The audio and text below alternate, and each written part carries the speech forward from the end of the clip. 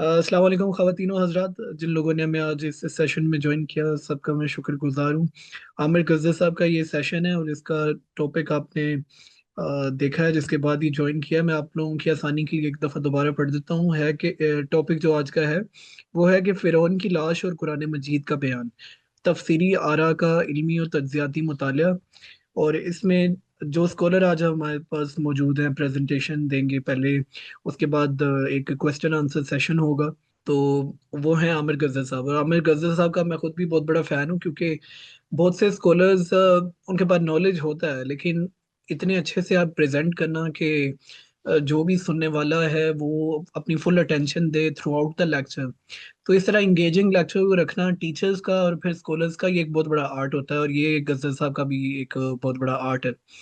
तो आज आप सबकी तरह मैं खुद बड़ा एक्साइटेड हूँ इस सेशन के लिए। और इसके बाद without wasting any time I will invite Gajjar साहब to start his presentation. Over to you sir. अल्हम्दुलिल्लाहि वकफ़ा वस्सलातु वस्सलामु अला इबादिहिल्लज़ीना इस्तफ़ा अम्मा बअद फ़अऊज़ु बिल्लाहि मिनश शैतानिर रजीम बिस्मिल्लाहिर रहमानिर रहीम। हाज़रीन गिरामी क़दर, आज की इस नशिस्त में और इस वॉइस ऑफ सीरीज़ के सेशन में आपके इल्म में है कि हम गुफ्तगू करने जा रहे हैं एक तहकीक पर जो रिसेंटली ही अहकर की तरफ से पेश की गई है। मौजू का उन्वान फ़िरौन की लाश और कुरान मजीद का बयान है, और इसमें ख़ास तौर पर हम ये देखेंगे कि जो अहले इल्म ने इस मसले पर जो तफसीरी आरा दी हैं, जो तर्जुमा किया है, जिस तरह उस आयत की तफहीम की है, वो आरा क्या है, और उनका इल्मी तज्ज़िया किया जाए और तनकीदी पहलू से भी देखा जाए, और इस मामले में सही मौक़िफ़ खुद कुरान मजीद का हमारे सामने क्या वाज़े होता है, हम इसको दरियाफ्त करने की इस सेशन में कोशिश करेंगे। तो चूँकि बात इसमें है सैयदना मूसा के ज़माने में जो इत्माम हुज्जत के बाद फ़िरौन और उसकी फ़ौज और उसके लश्कर के साथ जो मामला हुआ और बनी इसराइल को अल्लाह ताला ने मिस्र से निजात दी, वहाँ से निकाल दिया। तो ये चूँकि अहद मूसा की बात है और उस ज़माने का वाक़या है, तो इस वजह से मैं चाहूँगा कि सबसे पहले ये बात ज़हन नशीन रहे कि कुरान मजीद जिस ज़माने का वाक़या बयान कर रहा है वो सैयदना मूसा अलैहिस्सलाम के ज़माने का वाक़या है। और सैयदना मूसा सैयदना याकूब और सैयदना इसहाक की औलाद में से है, यानी बनी इसराइल के पैगंबर हैं। और ये सैयदना इब्राहीम अलैहिस्सलाम की जो दूसरी शाख है, एक तो बनी इस्माइल है जो सैयदना इस्माइल अलैहिस्सलाम की ज़ुर्रियत है, और दूसरी शाख और दूसरी जो ब्रांच है वो बनी इसराइल है, जो सैयदना याकूब अलैहिस्सलाम के इसराइल लक़ब होने की वजह से उनको बनी इसराइल कहा जाता है, और ये सैयदना इसहाक की असल में औलाद है। दूसरा जो छोटा बेटे थे सैयदना इब्राहिम के, वो सैयदना इसहाक। तो सैयदना इसहाक की जो नस्ल है वो याकूब अलैहिस्सलाम की वजह से बनी इसराइल कहलाई। और इनके बेटे का वाक़या कुरान मजीद में आप में से अक्सर लोगों ने पढ़ा होगा, आप जानते होंगे, सैयदना यूसुफ अलैहिस्सलाम के जो मिस्र पहुंच गए थे एक वाक़े की वजह से, यानी उनको एक काफले ने उठा लिया और आगे जाकर मिस्र में, तो जहाँ से उठाया था वो तो वही फ़लस्तीन और कनान है जो कि सैयदना इसहाक और याकूब का इलाका है। वहां से उनको एक काफले ने उठाया, कुएं से निकाल कर, और फिर वो मिस्र ले गए और वहां उनकी फरोख्त हुई चंद दिरहमों में। और फिर ये वाकया आप पढ़ चुके हैं। सैयदना यूसुफ जब वहां थे, और फिर जो वाकया तफसील से हमें सूरह यूसुफ में मिलता है, और फिर उनका जो मकाम है मिस्र में, वो सब आप सबके इल्म में होगा ही। और फिर आखिर में वहां ये भी बात बयान हो गई है सूरह यूसुफ में कि सैयदना यूसुफ अलैहिस्सलाम ने ये चाहा कि उनके वालिदैन और उनके भाई, सारी फैमिली, सारा खानवादा मिस्र आ जाए। चुनाचे वो मिस्र आ गए। तो यहाँ से हम ये देखते हैं कि बनी इसराइल असल में फ़लस्तीन से थे, सैयदना इसहाक और याकूब की औलाद। यूसुफ अलैहिस्सलाम के यहाँ इस मकाम पर और इस वजारत पर मौजूद होने की बिना पर वो खानवादा यहाँ उन्हीं के कहने पर मिस्र आ गया था, जो कि अफ्रीका का एक इलाका है, किब्ती कौम वहाँ रहती थी। तो इस वजह से बनी इसराइल अपनी जगह से, अपने मकाम से और अपनी सरजमीन से यहाँ गए। उसके बाद कई नस्लें वहाँ बनी इसराइल की सैयदना यूसुफ अलैहिस्सलाम के बाद वहीं रही, वहीं गुजरा, उनका वक्त वहीं गुजरा। इस कौम में कई नस्लों बाद फिर सैयदना मूसा अलैहिस्सलाम की पैदाइश बनी इसराइल में हुई है, और अल्लाह ताला ने उनको रिसालत से सरफराज किया और उनको ये इस मनसबी जिम्मेदारी पर फायज किया कि तुम्हें फिरौन और उसकी कौम को हक की दावत देनी है। इज़हब इला फिरौना इन्नहु तगा। और फिर इसी तरह ये भी है, वइज़ नादा रब्बुका मूसा अन इक़तिल कौम ज़ालिमीन कौम फिरौन अला यत्तकून। तो कुरान मजीद से मालूम होता है कि फिरौन की तरफ भी बेइज्जत हुई है, और इसी तरह सैयदना मूसा अलैहिस्सलाम को फिरौन की कौम की तरफ भी दावत के लिए भेजा गया। ये खुद कुरान मजीद ने सराहत कर दी है। ठीक है, तो ये बैकग्राउंड आप पहले समझें, और इसमें आप देखें कि सैयदना मूसा अलैहिस्सलाम ने दावत का आगाज किया और वो बहुत से मराहिल से गुजरी, और जो बैयनात अल्लाह ताला ने उनके ज़रिए से फ़िरौन और आले फ़िरौन को दिए, कुरान मजीद में उनका जिक्र है। 9 आयात यानी 9 निशानियां दी गई, उसका भी जिक्र मौजूद है। लेकिन फ़िरौन और उसकी कौम जो है वो ईमान नहीं लाई, और उन्होंने कुफ्र पर कमर कस ली और कहा साहिरुल कज़्ज़ाब, कि ये जादूगर है और ये झूठा है। यानी फिरौन ने भी कहा, हामान ने भी कहा, इन लोगों ने, कारून ने भी यही कहा। ये बात कुरान मजीद में बिसराहत मौजूद है। इसके बाद ये हुआ कि हिजरत का मौका आ गया। जब भी रसूल आता है तो वो अपनी कौम को मुखातब बनाकर अल्लाह की जो दावत है उसको पहुंचाता है, हक वाजे करता है, उनके एतराज़ात का जवाब देता है, अल्लाह की तरफ से जो वाजे हुज्जतें दी जाती हैं उन हुज्जतों का भी इबलाग करता है। फिर एक वक्त ऐसा आ जाता है कि या तो कौम ईमान लाती है और या फिर हिजरत की सूरत भी बन जाती है। तो एक मौका ऐसा था कि जिसमें गोया कि अल्लाह ताला ने फिर हिजरत का हुक्म दिया कि अब आप अपनी कौम को लेकर निकल जाएं यहाँ से। पहले तो एक मरहला ऐसा भी था कि जिसमें वो इजाज़त चाहते थे, और ज़ाहिर है वो ये मरहला नहीं होगा कि जब इत्माम हुज्जत और अजाब की सूरत बने, और इसलिए इजाज़त मांगते थे सैयदना मूसा अलैहिस्सलाम के पूरी कौम को जो कि उनकी गुलाम थी। यानी इस ज़माने में आके सैयदना यूसुफ के ज़माने में क्या उनका मकाम था, और इस ज़माने में आके गोया कि किप्ती कौम ने और फिरौन ने इसी बनी इसराइल को, जो कि सैयदना इसहाक व याकूब की औलाद थी, इनको गोया कि गुलाम बना लिया, और ये उनके खिदमत गुजार थे। तो पूरी कौम को चूंकि लेके निकलना था तो इजाजत भी तलब की, ताकि जो मौजूद कानून है उसकी कोई खिलाफ वर्जी ना हो। लेकिन जब इत्माम हुज्जत हुआ और फिरौन और उसकी कौम की गोया कि अब अजाब का वक्त भी करीब आ लगा, तो अल्लाह ताला ने उनको हुक्म दिया कि यहाँ से बनी इसराइल को लेकर निकलें।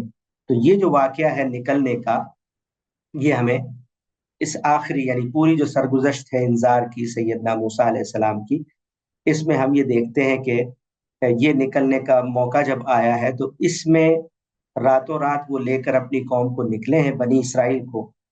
और फिरौन को, उसकी कौम को पता चला तो उन्होंने कोशिश की कि अब तदबीर करें, और हर तरफ हरकारे भेजे और फौज को इकट्ठा किया, और कहा कि ये तो मुट्ठी भर कौम है और ये हमारे लिए छोटा सा टास्क है, इनकी कोई हैसियत नहीं है, ये तो हमें गुस्सा दिला रहे हैं, बस अब जाकर इनको पकड़ लेते हैं। तो गया कि वो उन्होंने ताक़ुब शुरू कर दिया, और अल्लाह ताला की तरफ से पहले ये बात बता दी गई थी कि ये ताक़ुब करेंगे और पीछा होगा, लेकिन इससे जो है बिल्कुल भी घबराने की जरूरत नहीं है, अल्लाह आपके साथ है। तो इस तरह वो लश्कर लेकर फिरौन ताक़ुब में बनी इसराइल के और सैयदना मूसा के वहां पहुंच गया, और गोया कि जिस वक्त समंदर में सामने आ गया तो उस मौके पर एक दूसरे की लश्करों की, दोनों की आपस में नजरें भी मिली हैं, जिस पर बनी इसराइल ने ये बात कही कि इन्ना लमुद्रकून। कुरान मजीद में ये बात आई है कि अब तो हम पकड़े गए। तो इस पर अल्लाह ताला ने सैयदना मूसा अलैहिस्सलाम ने कहा कल्ला इन्ना माई रब्बी सयाहदीन, हरगिज नहीं, मेरे साथ मेरा रब है और वही रास्ता दिखाएगा। तो इस तरह के जब ये सूरत हाल हो गई और इस तरह का मौका आ गया, तो उस मौके पर अल्लाह ताला ने सैयदना मूसा अलैहिस्सलाम से फरमाया कि आप अपनी जो लाठी है वो समंदर पर मारे। और इसके नतीजे में फिर क्या हुआ कि समंदर के दरमियान में खुश्क रास्ता निकला, और समंदर में रास्ता इस तरह बना कि दोनों तरफ से जो जहाँ समंदर का रास्ता बना है, दाएं बाएं ऐसा लग रहा था कि जैसे कि पहाड़ और चट्टानें हैं जो दाएं बाएं खड़ी हुई हुई हैं। उसके दरमियान से खुश्की का रास्ता निकला और ये आगे बढ़े। और ये देखकर फिरौन और उसका जो लश्कर था, उसकी जो फौज थी, उसको भी बात समझ नहीं आई, और वो ये खुश्की का रास्ता देखकर आगे बढ़े समंदर में। और फिर आगे हम ये देखते हैं, कुरान मजीद का बयान है कि समंदर पार करा लिया, दरिया पार कर लिया बनी इसराइल और उसके हर फर्द ने सैयदना मूसा अलैहिस्सलाम के साथ। लेकिन अल्लाह के हुक्म से बाकी जो लश्कर पीछे था फिरौन का, उसकी क़यादत में, तो उस पूरे के पूरे लश्कर के लिए अल्लाह ताला ने उस समंदर को दोबारा बंद कर दिया और इसके नतीजे में वो गर्क हो गए। ये बात कुरान मजीद में बताई है कि जब वो गर्काबी का मामला आया तो उस मौके पर फिरौन ने ये बात कही। अल्लाह ताला इसको बयान करते हैं सूरह यूनुस में कि मैं उस परवरदिगार पर ईमान लाया जिस पर बनी इसराइल ईमान रखते हैं, और मैं के सरे तस्लीम खम करने वालों में से हो गया हूँ। अना मिनल मुस्लिमीन, ठीक है। आमनतु बिल्लज़ी आमनत बिही बनु इसराइल व अना मिनल मुस्लिमीन। अब वो उसने अपने इस्लाम का इजहार किया और ईमान की आवाज गोया के बुलंद की। तो इस पर अल्लाह ताला ने फरमाया कि अच्छा, अब तुम ईमान ला रहे हो, इससे पहले तो तुम हमेशा नाफरमान रहे, सरकशी पर रहे और मुफसिदों में से थे, अब तुम बच नहीं सकते। इस पर अल्लाह ताला ने फिर फरमाया कि अब तुम्हारे लिए बचने का तो कोई इम्कान नहीं है। क्यों? क्योंकि अल्लाह ताला कुरान मजीद में ये बात बयान कर चुके हैं। तौबा का, इस्तिग़फ़ार का एक कानून है। अगर कोई शख्स गलती करता है और फौरी तौबा करता है, रुजू करता है, नदामत का इजहार करता है, अल्लाह से माफ़ी मांगता है, तो उस सूरत में अल्लाह ताला कहते हैं कि अल्लाह का वादा है कि माफ़ करेंगे। लेकिन कोई शख्स अगर बुराइयों पर, सय्यात पर और इस तरह के कबायर पर जमा रहे, यहाँ तक कि मौत को अपने सामने देख ले, उस मौके पर कहे इन्नी तुबतुल आन, तो उस मौके पर अल्लाह ताला कह रहे हैं वलैसतित तौबतु अलल्लज़ीना यअमलून सय्यात हत्ता इज़ा हज़रा अहदहुमुल मौत क़ाल इन्नी तुब्तु आन। ऐसे लोगों के लिए बिल्कुल भी तौबा की कोई कबूलियत नहीं है। तो वो उसी कानून के तहत हम ये देखते हैं कुरान मजीद में अल्लाह ताला ने फिरौन का ये वाक़या बयान किया, और आखिर में जब उसने ये कलिमात कहे और तौबा का इजहार किया और माफ़ी मांगी, तो अब चूंकि मौत का सामना करने के बाद माफ़ी मांगी थी, तो अल्लाह ताला ने उसको रिजेक्ट किया, उसको कबूल नहीं किया, उसकी माफ़ी को रद्द किया, उसके इस्तिग़फ़ार को नहीं कबूल किया। और फिर आखिर में क्या फरमाया? बच तो तुम नहीं सकते, अब तो ये जो अजाब है मौत की सूरत में, इसकी पकड़ में तो तुम्हें आना ही है। फल यौम नुनज्जीका बिबदनिका लितकूना लिमन खल्फका आया। आज तो हम सिर्फ तुम्हारा जिस्म बचा लेंगे। किससे? गोया कि समंदर से। गर्क हो रहा है फिरौन, फल यौम नुनज्जीका बिबदनिका, आज तो हम सिर्फ तेरी लाश ही को बचाएंगे। किससे? समंदर से। लितकूना लिमन खल्फका आया, ताकि तू अपने पीछे मौजूद कौम के लिए, लोगों के लिए एक निशानी, इबरत बन जाए, अजाब की निशानी बन जाए। किस लिए?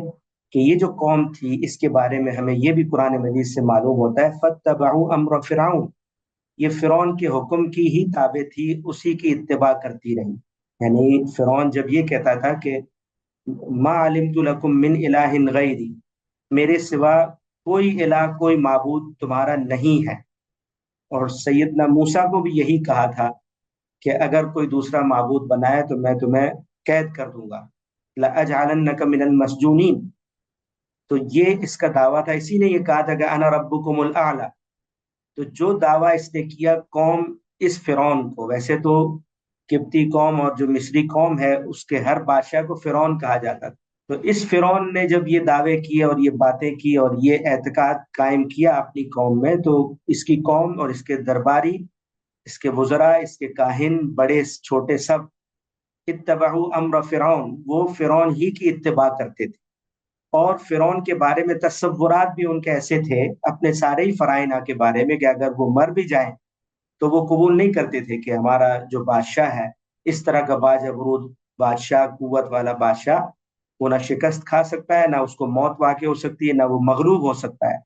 تو یہ اعتقاد ہے فرائنہ کے بارے میں، اور خاص طور پر اس فرعون کے بارے میں بھی قرآن سے معلوم ہوتا ہے۔ ان سب کا یہ اعتقاد تھا، یہ کسی عام انسان کی طرح اپنے اس بادشاہ کو نہیں سمجھتے تھے، اور اس کا دعویٰ بھی یہی تھا کہ انا ربکم الاعلی۔ تو اب جو ایسا باجبروت ان کی اس قوم کی نظر میں ہو، اور وہ مٹھی بھر ایک قوم کو گرفت کرنے کے لیے اپنی پوری فوج کے ساتھ چلا جائے، پوری طاقت کے ساتھ چلا جائے، تو یہ اس طرح کی قوم تصور نہیں کر سکتی کہ یہ مغلوب، مطلب موت تو دور کی بات ہے، مغلوب بھی نہیں ہو سکتا، شکست بھی کھا کے واپس خالی ہاتھ فرعون اور اس کا لشکر نہیں آ سکتا۔ یہ گویا کہ تصورات تھے۔ تو اب اللہ تعالیٰ کیا کہہ رہے ہیں کہ جس قوم کی یہ حالت ہے اور یہ اعتقاد ہے، اور فرعون جس طرح کا استکبار اس نے کیا، جس طرح اللہ کی آیات کو جھٹلایا اور ساری نشانیوں کو ریجیکٹ کیا، اور اب چونکہ اس کے انجام کا وقت آ گیا ہے، تو اس قوم کو بھی یہ پیچھے جو باقی رہ گئے ہیں، جو لشکر میں لوگ فوج موجود تھی وہ تو ہلاک ہوئے، اور ان میں سے اللہ تعالیٰ نے کسی کی لاش کو نکالنے کی بات نہیں کی، جو صرف قائد تھا اللہ تعالیٰ نے اس کو مخاطب ہو کر کہا کہ تیری صرف لاش جو ہے وہ باہر نکالوں گا، کس لیے؟ تاکہ یہ جو اعتقاد رکھنے والی، تیری پیروی کرنے والی، تیری آل پیچھے جو قوم موجود ہے، وہ اپنی آنکھوں سے یہ دیکھ لے کہ جس ہستی کو ہم اتنی بڑی ہستی مان رہے تھے، اس کی حقیقت سوائے ایک عام انسان کے کچھ بھی نہیں نکلی۔ ورنہ ان کے ہاں تو اس طرح کے تصورات تھے کہ اگر کوئی فرعون مر بھی جاتا تھا تو یہ تصورات تھے کہ وہ آسمان میں چلا گیا ہے، اس کی باڈی بھی وہ سنبھال کر رکھتے تھے، کھانا پینا بھی رکھتے تھے، اس کی پسندیدہ چیزیں بھی اس کے سامنے، ڈیڈ باڈی کے سامنے رکھتے تھے، اس باڈی کو بھی خراب نہیں ہونے دیتے تھے۔ اور تصورات کیا تھے کہ مر تو سکتا نہیں ہے، یہ آسمان پر گیا ہے، یہ واپس آئے گا۔ تو اب اس طرح کی تعویلات جو ہے وہ ہو سکتی تھی، تو اللہ تعالیٰ نے کیا کیا کہ یہ معجزہ دکھایا کہ جو پیچھے قوم ہے وہ اس کا یہ انجام اور عذاب کے تحت اس کی یہ گرفت جو ہوئی ہے اللہ تعالیٰ کی طرف سے، اور موسیٰ علیہ السلام کی دعوت کے انکار کے نتیجے میں، اور بنی اسرائیل کے خلاف اس سرکشی کے نتیجے میں، وہ انجام یہ قوم اپنی آنکھوں سے دیکھے، اور پھر جو ہے وہ عبرت پکڑے، اپنے علم میں بھی، اپنے عمل میں بھی، آئندہ کے لیے عبرت حاصل کریں۔ تو یہ بات تھی جو اللہ تعالیٰ نے کہی۔ قرآن مجید میں اللہ تعالیٰ کیا فرماتے ہیں کہ یہ ہم نے موسیٰ کو کھلی ہوئی نشانیاں دے کر، وَلَقَدْ أَرْسَلْنَا مُوسَىٰ بِآيَاتِنَا وَسُلْطَانٍ مُبِينٍ إِلَىٰ فِرْعَوْنَ وَمَلَئِهِ۔ تو اللہ تعالیٰ نے سیدنا موسیٰ کو کھلی ہوئی نشانیاں اور واضح حجت کے ساتھ بھیجا فرعون اور اس کے درباریوں کی طرف۔ دوسری جگہ پر ہے کہ اس کی قوم کی طرف بھیجا، لیکن انہوں نے فرعون کے حکم کی اتباع کی اور پیروی کی۔ وما امر فرعون برشید، جو کہ بالکل ٹھیک راستہ نہیں دکھا رہا تھا۔ اور اللہ تعالیٰ نے فرمایا کہ آخرت میں بھی یقدم قومہ یوم القیامت فاوردہم النار وبئس الورد المورود، قیامت میں بھی اصل میں یہ انہی کی قیادت کرتے ہوئے آگے بڑھے گا اور جہنم میں ان کو لے جائے گا اور داخل کرا دے گا، اور کیا ہی برا یہ ٹھکانہ ہے۔ وہ اتبعوا فی ہذہ لعنۃ ویوم القیامہ، تو ان پر جو ہے وہ اس دنیا میں بھی لعنت ان کو کر دی گئی، ان کے پیچھے لگا دی گئی، اور قیامت میں بھی ان کا یہی معاملہ ہے۔ تو اب یہ جو چیز ہے کہ سیدنا موسیٰ اور اس کی قوم کی ہجرت کے موقع پر یہ واقعہ جو رونما ہوا، اس کو قرآن مجید میں بیان کیا، یعنی یہ اب تک کی تفصیل میں نے آپ کے سامنے رکھی کہ پیچھے سیدنا موسیٰ کی تاریخ بھی بتا دی، ان کی ذریت، ان کی نسل بھی بتا دی، موسیٰ علیہ السلام اور ان کی بنی اسرائیل مصر میں کیوں موجود تھے، اس کی تاریخ بھی واضح ہو گئی۔ اور پھر جو اللہ تعالیٰ نے ان کو یہ ذمہ داری دی تھی فرعون اور اس کی قوم کی طرف دعوت پہنچانے کی، اس کے جواب میں جو کچھ انہوں نے کیا، اور اتمام حجت کے بعد ہجرت کی جو موقع آیا ہے، اس پہ جو کچھ ہوا یہ بھی آپ کے سامنے بات آئی، اور پھر اصل بات تک ہم پہنچ گئے، جو کہ اصل میں اس سیشن کا موضوع ہے کہ فَالْيَوْمَ نُنَجِّيكَ بِبَدَنِكَ لِتَكُونَ لِمَنْ خَلْفَكَ آیا۔ ویسے سیدنا موسیٰ علیہ السلام اور فرعون کا قصہ اور جو سرگزشت ہے، ہم قرآن مجید میں سورہ اعراف میں بھی دیکھ سکتے ہیں، سورہ طٰہٰ میں بھی اس کی تفصیل ہے، سورہ شعراء میں بھی دیکھ سکتے ہیں، دخان میں بھی دیکھ سکتے ہیں، سورہ ہود اور سورہ قصص میں آپ یہ ساری تفصیلات جو میں نے آپ کے سامنے عرض کی ہے، اس اتمام حجت کی جو بھی سرگزشتیں ہیں وہ آپ کو مختلف پارٹس میں وہاں مل جائیں گی، جن صورتوں کا میں نے ابھی آپ کے سامنے حوالہ دیا ہے۔ اور یہ میں بات واضح کر چکا ہوں کہ لاش جو دکھائی ہے اور جو بات اللہ تعالیٰ نے کی ہے وہ اتنی تھی اور اس وجہ سے ہی یہ لاش دکھائی ہے جو میں نے آپ کے سامنے تفصیل رکھی۔ اس کے بعد ایک سوال یہ پیدا ہوتا تھا کہ لاش کا پھر کیا ہوا؟ جب اللہ تعالیٰ نے یہ بات قرآن مجید میں کہی ہے، جس موقع پر کہی، اس کے بعد آیا لاش کے وجود یا اس کو محفوظ رکھنے، اس کو گلنے سڑنے سے بچانے کی بھی اللہ تعالیٰ نے کوئی بات کہی ہے؟ تو ہم یہ دیکھتے ہیں کہ قرآن مجید تو بالکل خاموش ہے۔ البتہ تاریخ میں، قصوں میں، تفاسیر میں ایسی روایتیں مل جاتی ہیں مختلف کہ جو الگ الگ باتیں کر رہی ہیں۔ مثلا ایک بات یہ ہے کہ جیسے یہ لاش آئی اور لوگوں نے دیکھی، فرعون کی قوم نے دیکھی، اور اس کے بعد ان کے یقین کر لینے کے بعد اور دیکھا کہ یہ فرعون کی ہلاکت تو ان کے لیے بالکل آنکھوں دیکھی چیز بن گئی ہے، تو اس کے بعد پھر اللہ تعالیٰ نے گویا کہ پھر غرق کر دیا، اور سمندر کی لہر اس لاش کو لے گئی اور پھر اس کو ڈبا دیا، غرق کر دیا۔ ایک رائے یہ ملتی ہے تاریخ میں، روایتوں میں۔ دوسری بات یہ بعض مفسرین نے یا تاریخ نگاروں نے یہ بیان کی ہے کہ جب یہ لشکر لے کر گیا ہے فرعون اپنا سیدنا موسیٰ اور بنی اسرائیل کے تعاقب میں، تو جب واپسی نہیں ہوئی، بہت انتظار کے بعد قوم نکلی باہر کہ کیا وجہ ہے، کیا ماجرا ہے کہ اب تک فرعون اور اس کا لشکر واپس نہیں آیا۔ وہ ادھر ادھر تلاش کرتے رہے، اور ایک موقع پر پہنچے تو مغربی ساحل پر گویا کہ ان کو اسی پٹی پر صرف فرعون کی لاش وہاں ملی، اور انہوں نے اس کو دیکھا، اور یہ ان کے لیے بڑی ہی عبرت کی چیز بن گئی، اور لاش اٹھا کر وہ لوگ لے گئے، اور ایک وادی ملوک ہے وہاں، اس میں انہوں نے دفن کر دیا۔ اس طرح کی باتیں بھی ہمیں ملتی ہیں۔ تو اس طرح کی باتیں ہمیں کہاں ملتی ہیں؟ وہ صرف قصوں میں، کہانیوں میں، روایتوں میں۔ خود اللہ تعالیٰ نے اس طرح کی کوئی بات نہیں کی۔ بس اتنی ہی بات ہے کہ جہاں اللہ نے ذمہ داری دی، اتمام حجت فرعون اور اس کی قوم کا ہوا، انہوں نے سرکشی میں آخری درجے چلے گئے، اور پھر اللہ تعالیٰ کی پکڑ آئی۔ وَدَمَّرْنَا مَا كَانَ يَصْنَعُ فِرْعَوْنُ وَقَوْمُهُ وَمَا كَانُوا يَعْرِشُونَ۔ اللہ تعالیٰ نے ان کی تباہی کا سارا سامان کا بندوبست کر دیا۔ یہ باتیں جو قرآن مجید میں آئی ہیں۔ اب ایک اہم نقطہ اس موقع پر یہ ہے جو ہمیں سمجھنا چاہیے کہ جو تاریخ میں نے آپ کے سامنے رکھی ہے، اس سے کیا پتا چلا؟ جو واقعہ اللہ تعالیٰ سیدنا موسیٰ اور فرعون کے حوالے سے بیان کر رہے ہیں اور لاش کے حوالے سے بیان کر دیا، یہ قرآن مجید میں اللہ تعالیٰ ہمیں بتا رہے ہیں۔ اور قرآن مجید جس وقت نازل ہو رہا ہے اور یہ آیت جس وقت ہمیں یہ خبر دے رہی ہے، اس واقعے کو کم و بیش 2000 سال پہلے ہو چکے ہیں۔ یہ چیز ذہن میں رکھیں، یعنی 2000 سال پہلے کی خبر کس نے دی ہے؟ ہمیں قرآن مجید نے دی ہے، ٹھیک ہے؟ واقعہ 2000 سال پرانا ہے۔ اب آپ دیکھیں، جب عہد موسیٰ کا واقعہ ہے، قرآن بیان کر رہا ہے، مکہ مکرمہ میں بیان کر رہا ہے، محمد الرسول اللہ صلی اللہ علیہ وسلم پر نازل ہونے والی کتاب قرآن میں بیان کر رہا ہے، اس زمانے میں مکے میں بیان کر رہا ہے۔ تو اب آپ دیکھیں کہ ایک تو لمبا عرصہ ہے، اور اس عرصے میں ہم یہ دیکھتے ہیں کہ بہت سے نبی، بہت سے پیغمبر رسول درمیان میں آ چکے ہیں۔ بنی اسرائیل کے بھی پیغمبر موسیٰ علیہ السلام کے بعد کون کون آ چکا ہے؟ حضرت سموئیل کا نام ہے، حضرت داؤد علیہ السلام، حضرت سلیمان علیہ السلام، الیاس علیہ السلام، الیسع علیہ السلام، ذوالکفل، یونس علیہ السلام، زکریا علیہ السلام، یحییٰ علیہ السلام، اور سیدنا عیسیٰ علیہ السلام۔ یہ سب آپ دیکھیں، یہ درمیان میں آ چکے ہیں۔ یہ سارا عرصہ جو 2000 سال کا میں عرض کر رہا ہوں، یہ گزر چکا ہے۔ اتنے انبیاء آئے ہیں، اور ان سب میں کے سامنے کیا، ان سب کے ساتھ کیا ہے؟ بہت سے صحیفے بھی ہیں، یعنی زبور بھی ہے، انجیل بھی ہے، اور دوسرے انبیاء کے صحائف اور ساری روایات موجود ہے بنی اسرائیل کے پاس بھی۔ تو ایک اہم بات یہ ہے کہ اس سارے عرصے میں جو کچھ ہوا ہے، اور جو کچھ کتابیں صحیفے بھی ہیں، اس میں بھی اس واقعے کی کوئی تفصیل ہمیں نہیں ملتی۔ یعنی خود تورات میں بھی جس قوم کے ساتھ ہی معاملہ ہوا ہے، بنی اسرائیل کے ساتھ، تورات تو اسی وقت دی جا رہی تھی۔ سیدنا موسیٰ علیہ السلام یہاں سے نکلے ہیں فلسطین کی طرف، اور ساتھ ہی ان کو یہ وحی اور الواح اور تورات اور ساری چیزیں آگے تو اللہ تعالیٰ کی طرف سے ہدایت، شریعت سب کچھ دی گئی ہے۔ وہ تورات بھی آج جس صورت میں موجود ہے، قرآن سے پہلے جس حالت میں موجود تھی، وہ بھی اس واقعے کا خاص طور پر تذکرہ نہیں کر رہی، تاریخ میں بھی کوئی ذکر نہیں ہے۔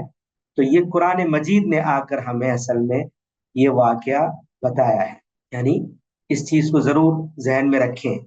تو اس وجہ سے اہم بات پھر کیا ہوتی ہے کہ واقعہ 2000 साल पुराना है, बीच में अंबिया ने कोई जिक्र नहीं किया, बीच की किताबें भी इसका जिक्र वाकये का नहीं कर रही हैं।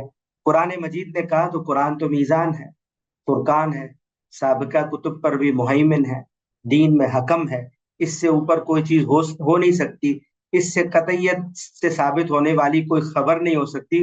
तो ये खबर तो बिल्कुल कतई है। और जब अल्लाह ताला ने कहा कि पीछे कौम के लिए ये लाश निशानी बने, तो ला महला इस कौम ने इसको देखा होगा और उसके लिए ये निशानी बनी होगी, क्योंकि कुरान मजीद ने ये खबर दी है। अब अगर बिल फर्ज हम देखें कि कुरान मजीद ऐसी कोई बात भी करता है, यहाँ इसने कोई बात की है, कुरान मजीद के अल्फाज से ऐसी कोई बात है कि जिसमें बाद में भी लाश पड़ी रहेगी, महफूज रहेगी, गलेगी सड़ेगी नहीं। जो कौम देखेगी इसके बाद अगली नस्लें जब आएंगी वो भी इस लाश को देखती रहेंगी ताकि उनके लिए भी इबरत बने। ऐसी कोई बात कुरान मजीद ने नहीं कही। इस वाक़े के बारे में कुरान ने जो कुछ कहा, नबी सल्लल्लाहु अलैहि वसल्लम ने भी अपनी अहादीस में कुछ कहा हो, कुछ फरमाया हो, बिल्कुल खामोश है हदीस का पूरा जखीरा। कुछ सहाबा के अपने आसार के, उनको कोई इल्म मिला हो, उनके पास कुछ हो, वो भी हमें कुछ भी नहीं मिलता सिवाय एक खबर की जो सैयदना इब्ने अब्बास से मरवी है कि ये जो वाकया हुआ था उनकी तरफ ये निस्बत हुई है इस एक रिवायत की, उनका अपना असर है, हुजूर की कोई मरफू हदीस नहीं है। तो वो ये कहते हैं कि ये जो निशानी की बात अल्लाह ताला ने सूरह यूनुस में कही है, फलयौमा नुनज्जीका बिबदनिका लितकूना लिमन खल्फका आया, ये निशानी असल में इस वजह से दिखाई गई है कि सैयदना मूसा के साथ जो बनी इसराइल की कौम थी वो खाइफ भी थी, इन्ना लमुद्रकून, अब तो हम पकड़े जाएंगे, उनकी ये बात थी। और वो भी फिरौन की ज़ाहिर गुलाम कौम थी, फिरौन की जो जो मकाम उनके जहन में था, जो कुव्वत, जो गलबा, जो तुगयान उन्होंने देखा था, तो उन पर बड़ा असर था, बहुत मरूब थे वो फिरौन से। तो जैसे खबर आई कि फिरौन हलाक हो चुका है तो उन्होंने माना नहीं, उनको यकीन नहीं आया कि फिरौन मगलूब हो सकता है और गर्क हो सकता है। तो जब उन्होंने शक किया इस खबर पर, अल्लाह ताला ने उनको निशानी दिखाने के लिए ये लाश, सिर्फ इसी की लाश, बाकी काफिले की और बाकी फौज की नहीं, सिर्फ इसी की लाश जो दिखाई है वो बनी इसराइल को यकीन दिहाने के लिए कि देखें मौत इसकी वाकई हो चुकी है, डेड बॉडी आप देख लें, उनके लिए ये निकाली थी। ये एक बात सैयदना इब्ने अब्बास से है, वरना मरफू हदीसों में भी कुछ नहीं है और सहाबा के बाकी आसार में भी कुछ भी नहीं है। तो ये बात भी जहन में रहे कि अहादीस का जखीरा भी इस वाक़े से खामोश है और सहाबा के आसार भी सिवाय इस एक असर के। और इब्तदाई दौर में जो फिर वो कुरान मजीद की तफासिर हमें मिलती है, जिनको हम कह सकते हैं कि उम्महात तफासिर हैं या कदीम तरीन तफसीरें हैं, उनमें भी किसी ने ये मफहूम नहीं समझा कि अल्लाह ताला ने कुरान में जो 2000 साल पुराने वाक़े की खबर दी है, तो कुरान ने ये कहा है कि उसकी लाश बाद की नस्लों में भी बाकी रहेगी या क़यामत तक बाकी रहेगी या आज भी बाकी है। किसी मुफस्सिर ने ये बात नहीं समझी, बल्कि वो मुफस्सिर सारे के सारे क्या कह रहे थे, इसका तर्जुमा इस तरह किया, लिमन खल्फका आया, लिमन वराअका मिनन नासी आया, जो कौम, जो लोग तेरे पीछे मौजूद हैं उनके लिए ये इबरत की निशानी बन जाए, तेरा जो अजाब है और जो तेरी पकड़ आज हुई है।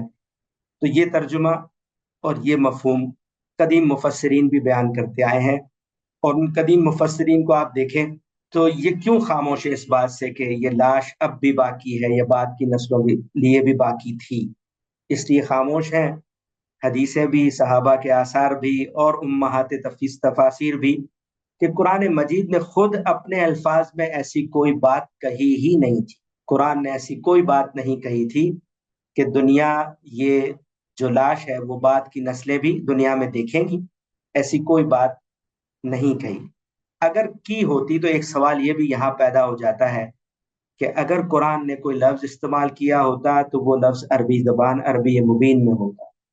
नबी सल्लल्लाहु अलैहि वसल्लम भी समझते, सहाबा भी उसको अच्छी तरह समझ लेते, और उसका नतीजा ये निकलता कि 2000 साल बाद आज सूरह यूनुस की आयत ने हमें ये खबर दी है, तो ला महला कहीं ना कहीं ये लाश मौजूद होगी। सहाबा ने कभी इसको गुफ्तगू का मौजू नहीं बनाया, हुजूर ने कभी इसको गुफ्तगू का मौजू नहीं बनाया। रसूलुल्लाह सल्लल्लाहु अलैहि वसल्लम की वफात के 10 साल बाद ही कमो बेश मिस्र फतह हो गया, वहां भी जाकर कभी किसी सहाबी ने اس کی لاش کو تلاش نہیں کیا۔ اس سے کیا بات واضح ہوئی کہ قرآن نے کوئی ایسی بات ہی نہیں کی تھی کہ لوگ لاش کو دیکھتے تلاش کرتے، یا قرآن کے منکرین قرآن پر اعتراض کرتے کہ بھئی آپ کی یہ کتاب اگر خدا کی کتاب ہے تو جس لاش کی آج موجودگی کی یہ بات کر رہی ہے، ہمیں دنیا میں دکھائیں یہ لاش کہاں ہے۔ تو منکرین کی طرف سے بھی قرآن کے کہیں بھی کوئی ایسا اعتراض قرآن پر نہیں آیا۔ تو قرآن کی جو بات جتنی تھی جیسے تھی وہ ٹھیک سمجھی گئی، مفسرین نے بھی بالکل ٹھیک سمجھا، اس میں کسی کو کوئی غلطی کبھی نہیں لگی تھی۔ اس کے بعد پھر یہ سوال پیدا ہو جاتا ہے کہ یہ بات پھر دنیا میں کہاں سے آ گئی، اور یہ مفہوم قرآن کا کیسے آ گیا، اس آیت کی تفسیر میں یہ تفہیم کیسے کر دی گئی کہ اللہ تعالیٰ نے یہ بات کہی ہے کہ بعد کی نسلوں میں بھی یہ لاش باقی رہے گی، بعد میں آنے والے بھی اس لاش کو دیکھیں گے اور عبرت پکڑیں گے، ان کے لیے بھی یہ نشانی ہے۔ یہ بات کیسے اور کہاں سے مسلمانوں میں آئی، جیسے کہ میں نے تفصیل عرض کی ہے، یہاں تک تو کچھ بھی نہیں ہے۔ اس کے بعد ہوا یوں ہے، یعنی یہ اس تاریخ میں آپ یہ بھی سمجھ لیں کہ یہ اب جو یہ والی بات ہے کہ یہ لاش بعد کے لوگوں اور نسلوں کے لیے بھی ہے، اس کا آغاز کہاں سے ہوتا ہے؟ اس کا آغاز ہم دیکھیں، اگر خود بر صغیر میں بھی آ جائیں، میں نے امہات تفاسیر کی بات کی، جیسے تبری ہے، ابن کثیر ہے، بیضاوی ہے، تفسیر نصفی ہے، اور دوسری بہت سی تفاسیر ہیں، قرطبی ہے، ان سب میں آپ جا کر دیکھ لیں تو کہیں بھی آپ کو، اور اسی طرح شوکانی کی تفسیر ہے، کہیں بھی آپ کو یہ بات نہیں ملے گی۔ بر صغیر میں جو پہلے پہلے ترجمے تفسیر اردو میں ہوئے ہیں، تو اس میں آپ دیکھیں شاہ ولی اللہ کے جو دو صاحبزادگان ہیں، تو دونوں صاحبزادوں نے، شاہ رفیع الدین اور شاہ عبد القادر رحمہ اللہ، ان دونوں نے جو ترجمے کیے ہیں، پہلی مرتبہ قرآن مجید اردو میں اگر منتقل ہو کر آیا ہے اردو دان لوگوں کے پاس، اہل زبان کے پاس، تو شاہ رفیع الدین کا لفظی ترجمہ ہے، شاہ عبد القادر ان کا با محاورہ اردو ترجمہ۔ یہ دو تراجم ہیں جو سامنے آئے ہیں۔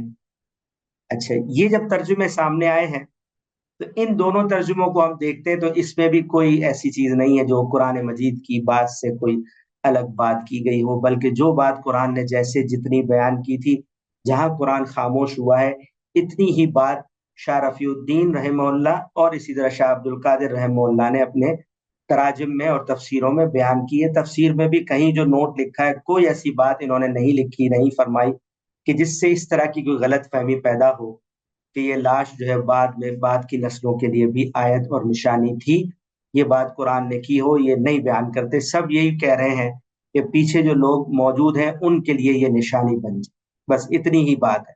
اور پھر ہم دیکھتے ہیں کہ اشرف علی تھانوی صاحب ہیں، شبیر عثمانی صاحب ہیں، اور اسی طرح مفتی شفیع عثمانی صاحب ہیں، ان کی تفاسیر اور تراجم دیکھیں تو وہاں بھی بالکل ٹھیک ترجمہ بھی ہے، اور تفسیر میں بھی ایسی کوئی غلطی نہیں ہے جو انہوں نے کی ہو، بلکہ جتنی قرآن کی بات ہے اتنی ہی ہے۔ اس کے بعد ہم یہ دیکھتے ہیں کہ 19ویں صدی کا جو ہم سمجھے اواخر ہے، اس میں مصر میں ایک بات کافی مطلب ہے اس کی شہرت ہوئی، اخبارات اور رسائل کا موضوع بھی بنی، کہ احرام مصر میں بہت سی قدیم لاشیں دریافت ہوئی ہیں، قدیم فرعونوں کی لاشیں بھی اس میں ہیں، رامسیس دوم کی بھی ہے، اور اسی طرح من فتح کی بھی ہے، یہ سب فرائنہ میں سے تھے۔ اور اس میں گویا کہ اس فرعون کی جو کہ موسیٰ علیہ السلام کا مخاطب تھا، اس کی بھی کوئی لاش کا معاملہ لگتا ہے۔ یہ بات جو ہے کافی اس وقت کے میڈیا سے دنیا میں کہیں نہ کہیں پھیل گئی۔ جب پھیلی تو اس کا اثر بھی پڑا، جب اخبارات میں رسائل میں آئی، اور بعض لوگوں نے اندازے بھی لگائے کہ فلاں جو لاش ہے رامسیس ثانی کی یا من فتح کی، وہ اصل میں جو ہے نا وہ فرعون موسیٰ کی جو ہے لاش ہے۔ تو یہ چونکہ شہرت ہو گئی، اس زمانے میں ہم یہ دیکھتے ہیں بالکل جب یہ واقعہ ہوا ہے 1881 کی بات ہے، جب یہ دریافت ہوئی ہے اس طرح کی لاشیں، اور جب اخبارات اور رسائل میں بھی موضوع بحث آ گئی یہ بات، اسی زمانے میں ولادت ہوئی ہے مولانا ابوالکلام آزاد صاحب۔ تو اب تک کے میرے استقصاء کے مطابق پہلا جو کوئی مفسر یا مترجم ہے کہ جس نے ترجمے میں اور تفسیر میں اس بات کو ڈال دیا، کہ ترجمے میں بھی ایسی بات بیان کی کہ اللہ تعالیٰ کہہ رہے ہیں کہ آج تو میں تمہاری لاش کو بچا لوں گا تاکہ تمہاری یہ لاش، تمہاری یہ باڈی بعد میں آنے والوں کے لیے نشانی بنے، بعد میں آنے والوں یا آئندہ نسلوں کے لیے یا بعد والوں کے لیے، یعنی پیچھے نہیں بلکہ بعد میں آنے والے۔ یہ ترجمہ مجھے अब तक के इस्तिक़सा के मुताबिक मौलाना आज़ाद हैं जो पहले इन्होंने किया, और इनकी तफसीर में भी उसका जिक्र मौजूद है। किसका? जो अभी मैंने अर्ज किया, चूंकि इनकी पैदाइश से गालिबन चंद साल पहले ये दरियाफ्त हुई थी जो चीजें हैं वहाँ एहराम मिस्र की लाशें हैं, और इनकी तफसीर में पहली मर्तबा हम ये देखते हैं कि इसका जिक्र है कि बाद वालों के लिए निशानी, और साथ ही इन्होंने इसका भी जिक्र कर दिया कि मिस्र के अजायब घर में इस तरह की लाशें, और ये कहा जाता है कि भाई एक लाश ये भी है। तो गया कि ये तासुर यहाँ से शुरू हुआ। उसके बाद हम ये देखते हैं मौलाना वहीदुद्दीन खान साहब के यहाँ भी है, मौलाना सैयद अबुल आला मौदूदी साहब के यहाँ भी है, मौलाना इमाम अमीन हसन इस्लाही साहब के यहाँ भी है, और मौलाना तकी उस्मानी साहब के यहाँ तर्जुमा भी आप देख लें, आसान उर्दू तर्जुमा या आसान तर्जुमा है कुरान। इसी तरह अल बयान उस्ताद मुकर्रम की गामदी साहब की जो है उसमें आप तर्जुमा देख लें। इन सब में जिनका भी मैंने नाम लिया है, इन सब में गोया कि मौलाना आज़ाद के बाद ये जो दबिस्तान शिबली के उलमा हैं, इनके यहाँ हम ये देखते हैं तर्जुमा इस तरह है कि बाद वालों, बाद में आने वालों, बाद की नस्लों के लिए निशानी, इस तरह की ताबीरात भी हैं। और साथ ही इन्होंने अपने नोट्स में, तफसीर में, हवाशी में ये भी लिख दिया कि इसका जिक्र किया है कि वहाँ लाश जब मिली थी और अब जो है वो असर हाजिर में जो कुछ लाशें मिली हैं, और एक के बारे में ये कहा जाता है कि उसी फिरौन की लाश है, और इस लाश से पता चलता है कि समंदर में गर्काब होने से ये शख्स को जो है वो इसकी मौत वाक़ई हुई थी। तो अगर तो ये बात ठीक है, बाज़ लोगों ने कतईयत के साथ, बाज़ लोगों ने इस तरह के जुमले भी लिखे हैं मुफस्सिरीन ने कि अगर ये बात ठीक है तो हर्फ बहर्फ कुरान की पेशन गोई पूरी हो गई। तो यहाँ ये गलती लगी है कि कुरान ने पेशन गोई की ही नहीं थी। पेशन गोई कैसे पूरी हुई? पेशन गोई अगर पूरी होनी थी तो रसूलुल्लाह के दौर में ही होनी थी, सहाबा के दौर में होनी थी, सहाबा के मिस्र में जाने के बाद होनी थी, और 1200 साल तक जो जितने मुफस्सिरीन हैं उनके सामने भी ये लाश होती, वो लोग भी बयान करते दुनिया में अल्लाह ताला ने एक पेशन गोई की है, और देखे दुनिया में ये मौजूद है।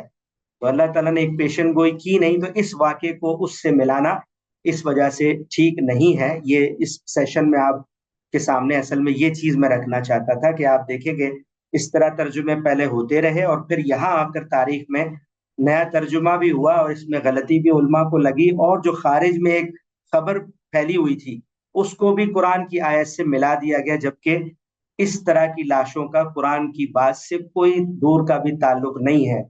इल्ला ये कि कुरान ये बात अपने अल्फाज में ये कहता, क्या कहता कि बच तो तुम नहीं सकते, लेकिन तुम्हारी लाश को मैं समंदर से बचाऊंगा, इसको महफूज भी रखूंगा, गलने सड़ने से बचाऊंगा भी, और तुम्हारे बाद जो नस्लें आएंगी, तुम्हारे बाद जो कौमें आएंगी, जो जमाने आएंगे, वो भी आकर इस लाश को हमेशा देखते रहेंगे। इस तरह की बात अगर अल्लाह ताला कहते तब हम कहते कि भाई पेशन गोई पूरी हो गई, जबकि इस तरह के सूरत में ये कहना मुनासिब नहीं है। तो मैंने जिन उलमा और मुफस्सिरीन का आपके सामने अभी नाम लिया है, उनकी अलग अलग तर्जुमा सुनाने की जरूरत नहीं है, वो आप मेरी तहकीक अभी अनकरीब शाया भी होगी, उसमें भी आप पढ़ सकते हैं। वैसे मैंने सिर्फ खुलासा कर दिया है। अब यहाँ ये वजह बताता हूँ कि एक तो ये खारिज की वजह बन गई कि असर कब लिया है लोगों ने, जब ये खबर फैली है। जब खबर फैली तो बाहर का असर ले लिया कि अच्छा ऐसी लाश तो अब मौजूद है 19वीं सदी के आखिर से, और बाज लोगों ने का ख्याल है कि ये उसी फिरौन की लाश है। तो लिहाजा कुरान का तर्जुमा तफसीर करते हुए फिर तसाहुल हो गया, गलती लग गई किल्लत तदब्बुर की वजह से, कि यहाँ हमेशा से तर्जुमा जो किया गया था वो ठीक था, शाह वलीउल्लाह के जो साहिबजादों ने किया था वो भी ठीक था, उम्मात तफासिर में जो मफहूम बयान हुआ वो भी ठीक था। हम ये तर्जुमा कर रहे हैं, वहां तसाहुल हो गया है कि बाद की नस्लों, बाद में आने वालों के लिए ये लाश निशानी, ये तर्जुमा करने में गलती बाहर का असर लेने से हुआ, और लफ्ज पर इर्तिकाज नहीं रहा। वहां अल्लाह ताला ने ये नहीं कहा लिमन यअती मिन बादिका आया, नहीं, अल्लाह ताला ने कहा लिमन खल्फका आया, बिहाइंड यू, आफ्टर यू नहीं कहा, यानी जो लोग आपके पीछे मौजूद हैं उनके लिए निशानी, तुम्हारे पीछे जो लोग मौजूद हैं उनके लिए निशानी, निशानी इबरत बनेगी। बाद में आने वालों के लिए अल्लाह ताला ने बात कही नहीं। तो लफ्ज से भी गोया कि एक लिहाज से तसाहुल हुआ उसको समझने, उसकी तायीन में, और इसी तरह खारिज का असर लिया गया।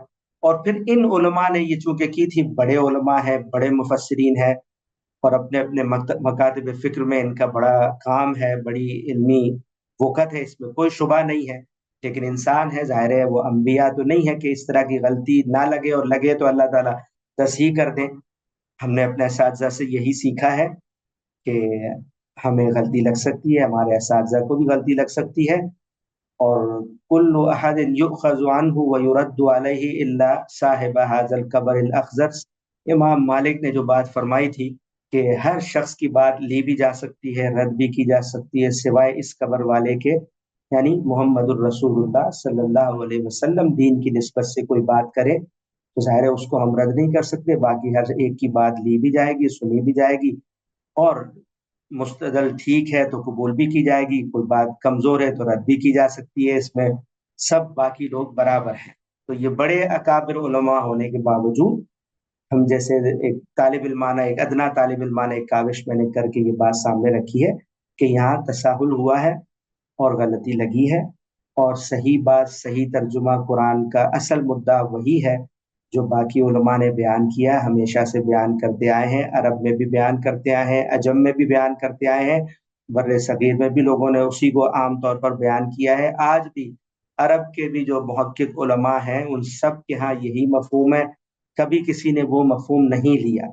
ये मफहूम अगर आया है तो मौलाना आज़ाद के बाद हम कह सकते हैं। अगर कोई शख्स हो सकता है मजीद तहकीक करे तो हो सकता है इससे पहले भी कुछ मिले, लेकिन मुझे लगता है कि अव्वलीन शख्स बर्रे सगीर में वही है।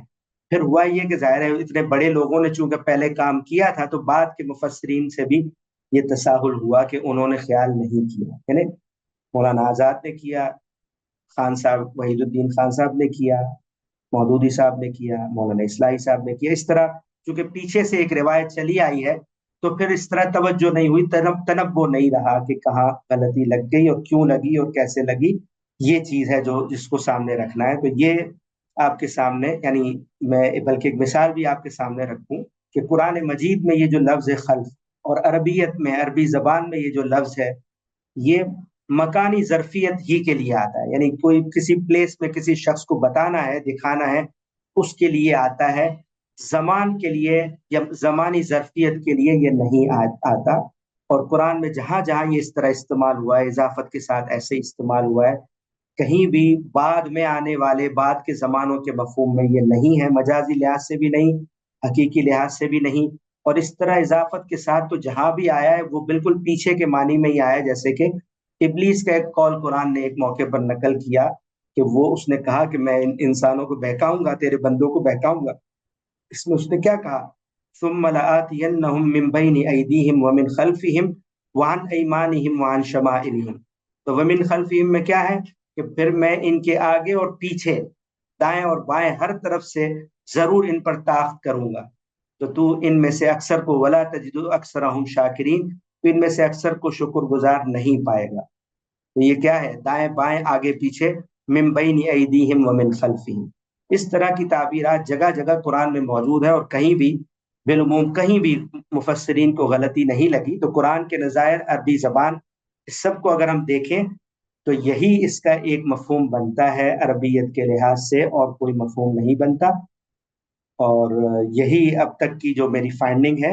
मैं चूंकि मुझे ये कहा गया है कि इसको 45-50 मिनट तक ही गुफ्तगू रखनी है, बाकी अगर कोई सवाल आपके होंगे तो उस पर इंशाल्लाह अब हम बात शुरू करेंगे।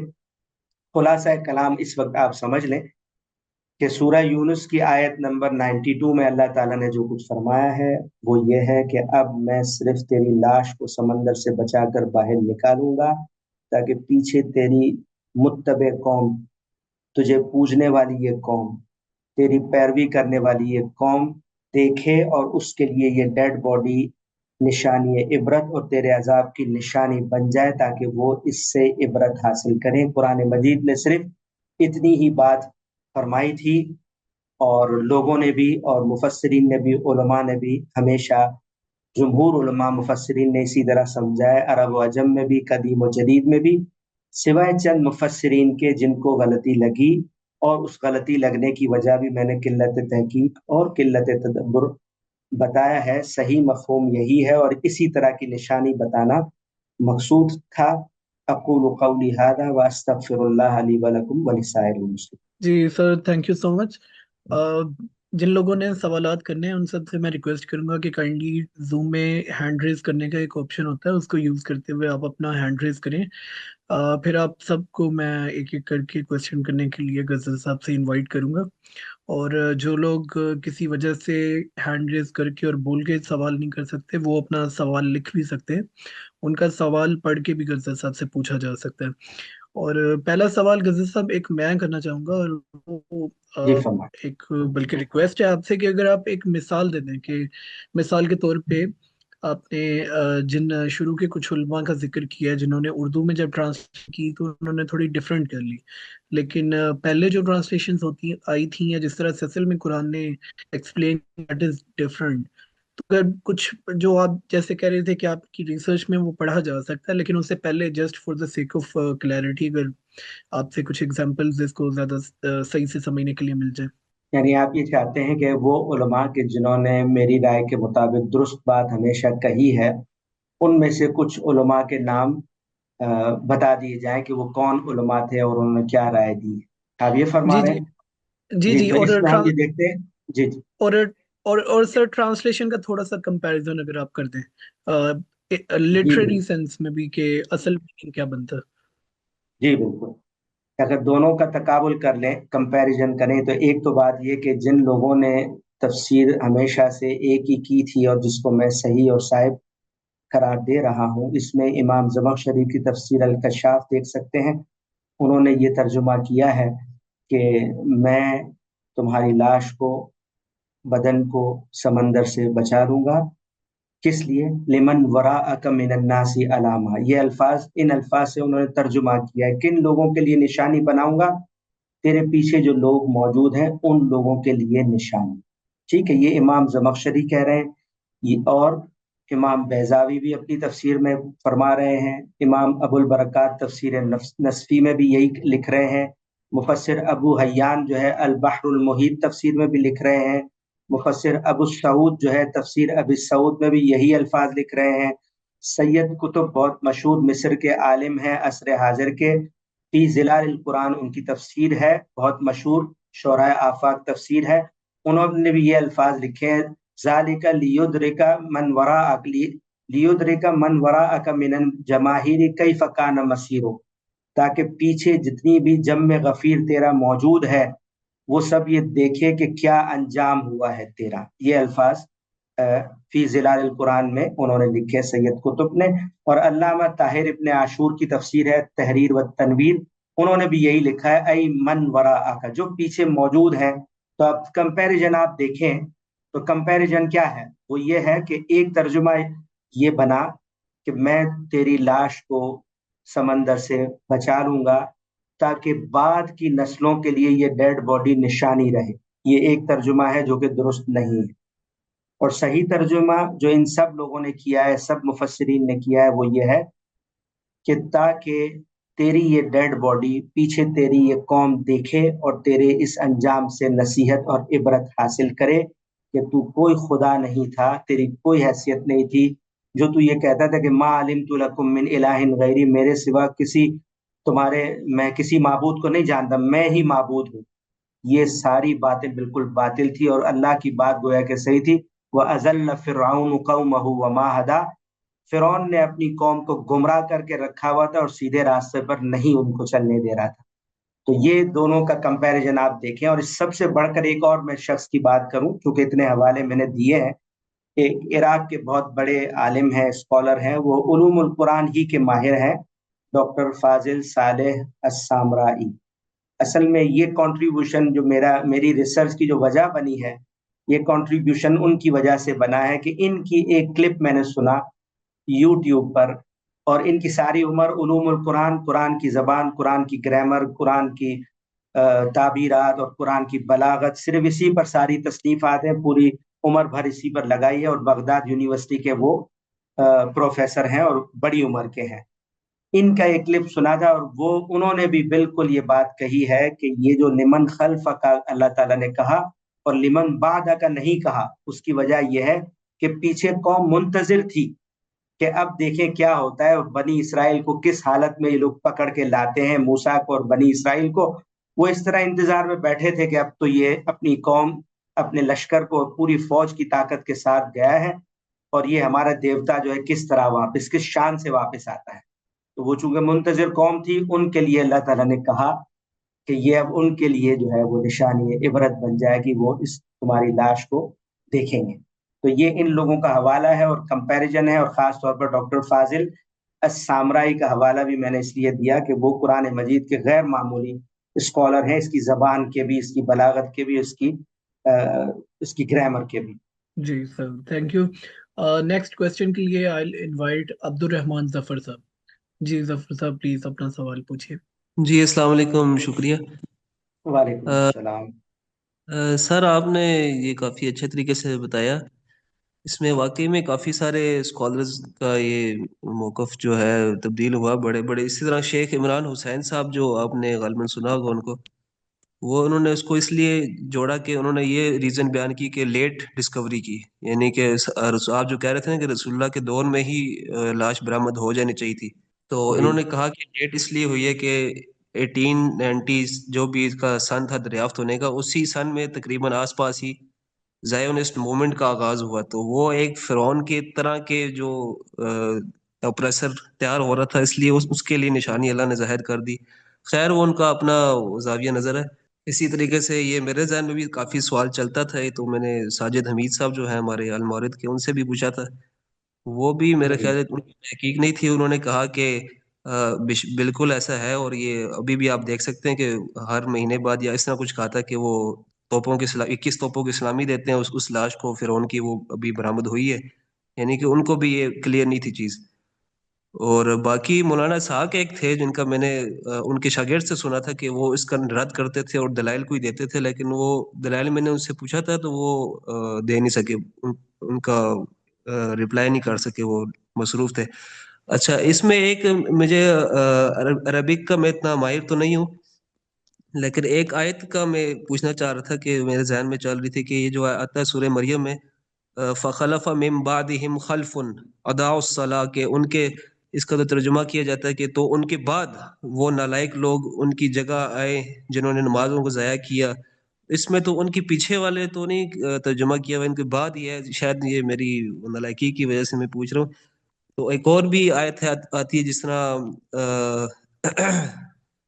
جو اما یجیب المضطر اذا دعا، اس میں جو آتا ہے وَيَجْعَلُكُمْ خُلَفَاءَ الْأَرْضِ، کہ ان کو جو ہے تمہارے سے پچھلے والوں کو خلفاء بناتا ہوں، یعنی کہ تم مرتے جاتے ہو، تمہارے پیچھے اور بندے تمہارے بعد، یعنی کہ اور تمہاری نسل آتی رہتی ہے، یعنی کہ سلسلہ چلتا رہتا ہے یہ، اور میں ہر ایک کی دعائیں سن رہا ہوں، تو میرے علاوہ کوئی الہ ہو سکتا ہے؟ تو اس کے بارے میں بس تھوڑا بتا دیں، بہت شکریہ۔ جی، اس میں جہاں سے آپ نے بات شروع کی ہے، جو پہلی بات کی تھی، جو تبصرہ کیا، وہ یہ کہ فلاں اور فلاں وجہ سے یہ دریافت ہوئی ہے اس زمانے میں، تو میں نے تو یہ عرض کیا ہے کہ قرآن نے جب کہا، اگر یہ کہا ہوتا کہ فرعون کو تو 2000 سال ہو گئے میں نے غرق کیا تھا، اور میں نے یہ اس سے وعدہ کیا تھا آخری موقع پر، اس کی موت سے پہلے اس سے کہا تھا کہ تمہاری لاش میں دنیا کو دکھاتا رہوں گا، تو یہ 2000 سال پچھلے جو تھے نا قرآن سے پہلے، اس میں بھی یہ لاش دنیا کے سامنے ہونی چاہیے تھی، اور اس دوران میں جتنے نبی آئے ان کے سامنے بھی ہونی چاہیے تھی، اور وہ بھی بتاتے کہ اللہ نے یہ وعدہ کر رکھا ہوا ہے، اور دیکھیں یہ دنیا میں اس فرعون کی لاش جو موسیٰ کا مخالف اور دشمن بن گیا تھا، اس کی لاش موجود ہے، صرف قرآن کے زمانے میں نہیں، اس سے پہلے بھی ہونی چاہیے تھی، کیونکہ واقعہ تو 2000 سال پرانا ہے۔ اور پھر میں نے یہ عرض کیا کہ قرآن کے زمانے میں اور اس کے بعد بھی ہونی چاہیے تھی۔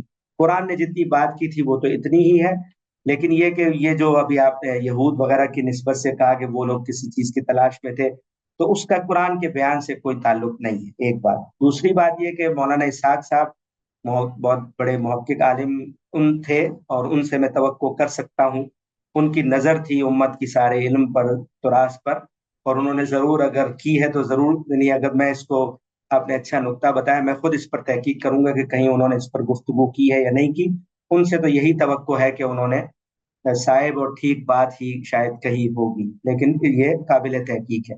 جہاں تک میرے استاد مکرم ساجد صاحب ہیں، تو ظاہر ہے وہ استاد استاد غامدی صاحب اور امام اصلاحی صاحب اور باقی دبستان شبلی کے جو علماء ہیں، ظاہر ہے انہی کے کام کے تحت یہ بات انہوں نے فرمائی ہوگی، ساجد صاحب نے جو آپ نے ابھی کوٹ کی ہے۔ एक होता है ना कि साजिद साहब की ने खुद इस पर कोई काम किया हो, कोई तहकीक की हो, वो मेरे इल्म में नहीं है। ठीक है, मैं खुद भी, ज़ाहिर है, मैं उस्ताद के साथ मेरे ताल्लुक को जमाना हो गया 92 से, आप साहब लगा लें, तो मैं खुद भी इसी तरह समझता था और मैं इसी राय को ठीक समझता था और मेरी तवज्जो नहीं थी। और बहुत से लोगों ने मुझसे पूछा भी है कि भाई वजह क्या बनी है और फायदा क्या है इसका। तो फायदा तो ये है कि हम तालिब इल्म हैं और हम तहकीक करते हैं, हम अपने इल्म की इस्लाह करते हैं। और वो लोग जो ये कहते हैं कि कोई प्रैक्टिकल मसला नहीं है, तो सारे मसाइल प्रैक्टिकल नहीं होते, इल्म के भी होते हैं, अखलाक के भी होते हैं, ईमानियात के भी होते हैं, तसव्वुरात के, अफकार के भी होते हैं, और शरीयत के हलाल और हराम के भी होते हैं। तो जो तालिब इल्म है उसको अपने इल्म की इस्लाह से दिलचस्पी होती है, और कुरान से बढ़कर इल्म तो कोई चीज़ ही नहीं है। तो कुरान की कोई बात अगर मैं गलत समझा हूँ अपने असातिज़ा की या बाज़ तफसीरों की वजह से, तो अगर मुझे तनब्बो हुआ है तो मेरी ये जिम्मेदारी है कि मैं तो जो सही बात है उस पर कायम रहूं और सही बात बताऊं, उसी की तालीम दूं, उसी की तरबीज करूं, उसी को पढ़ाऊं। इससे बड़ा कोई फायदा नहीं है। समझना कि कोई इससे फर्क नहीं पड़ेगा, तो ये कोई बात नहीं है। इल्म सारा कुछ बराबर है और उसमें कुरान सबसे ज्यादा अ, बुलंद मकाम पर है कि उसका इल्म हम अपना ठीक करें। ठीक है, जहां तक आपने ये जो बात की है, ये जो फ़ख़लफ़ मिन बादिहिम, ये खुलफ़ा अलर्ट, देखे खलीफा या खुलफ़ा का मतलब यही है कि पीछे जो लोग किसी के जाने के बाद सीट संभालते हैं, इक़्तिदार संभालते हैं, हुक्मरान बनते हैं। हदीसों में, कुरान में ये लफ्ज़ आया है, इन्नी जाइलुन फिल अर्ज़ि खलीफा। खुद इंसान को भी यहाँ एक यानी आज़ादी और इरादा देकर यहाँ की हुक्मरानी ज़मीन की दी गई, इस प्लेनेट की। तो इस मानी में खलीफा तो इस्तेमाल होता ही है, लेकिन यहाँ लफ्ज़ खल्फा है, और खल्फा भी नहीं है, खल्फका है, तेरे पीछे। तो ये सिर्फ और सिर्फ प्लेसमेंट बताने के लिए, ज़र्फ बताने के लिए ही आता है। जहाँ तक वो आपने बात कही है, तो मेरी इस तहकीक में बाकायदा इस सवाल पूरा मौजूद है कि फ़ख़लफ़ मिन बादिहिम खल्फ़ुन में तो पीछे आने वालों की बात हुई है। तो वहां पीछे आने वाले या बाद में आने वालों के लिए लफ्ज़ मिन बादिहिम, फ़ख़लफ़ जानशीन हुए, मिन बादिहिम इनके बाद, खल्फ़ुन कुछ जानशीन, कुछ पीछे आने वाले। तो वो ताबीर भी अलग है, जुमले की तालीफ भी अलग है, और मिन बादिहिम का फ्रेज भी वहाँ मुरक्कब भी मौजूद है, जिसका मतलब ही ज़मानी लिहाज से बाद में आना है। और बाकायदा इस सवाल का जवाब मैंने अपनी इस तहकीक में दिया है। ज़्यादा लंबा हो जाएगा, इसलिए आप काइंडली उसको ज़रूर देख लीजिएगा इस आयत के तहत। जी बहुत शुक्रिया। एक छोटा सा पॉइंट था कि बस ये जो आप कह रहे हैं तहकीक करूंगा, तो मौलाना साहब के जो शागिर्द हैं उनका मैं नंबर आपको सेंड कर सकता हूँ, राब्ता अगर आपने करना हुआ जी तो। जरूर जरूर जरूर दीजिए। साहब, जी, अगले सवाल के लिए नसीम साहब हमारे साथ मौजूद हैं। जी नसीम साहब, सवाल कीजिए। जी अस्सलाम वालेकुम आमिर भाई। वालेकुम सलाम। वालेकुम आम, सलाम। अभी ये तो बिल्कुल नहीं आपने जो किया है रिसर्च का है, ये काफ़ी ज़्यादा, मैं तो गामदी साहब को इस्लाही साहब के लिए काफ़ी जो है इनसे वो था, मुतासिर था, लेकिन आपने बिल्कुल इसकी बहरहाल। तो ये बताएं कि आप जिक्र कर रहे हैं कि दो जगह बता रहे हैं, आप ये कह रहे हैं बनी इसराइल के लिए, इबरत के लिए, या कौम मिस्र के लिए?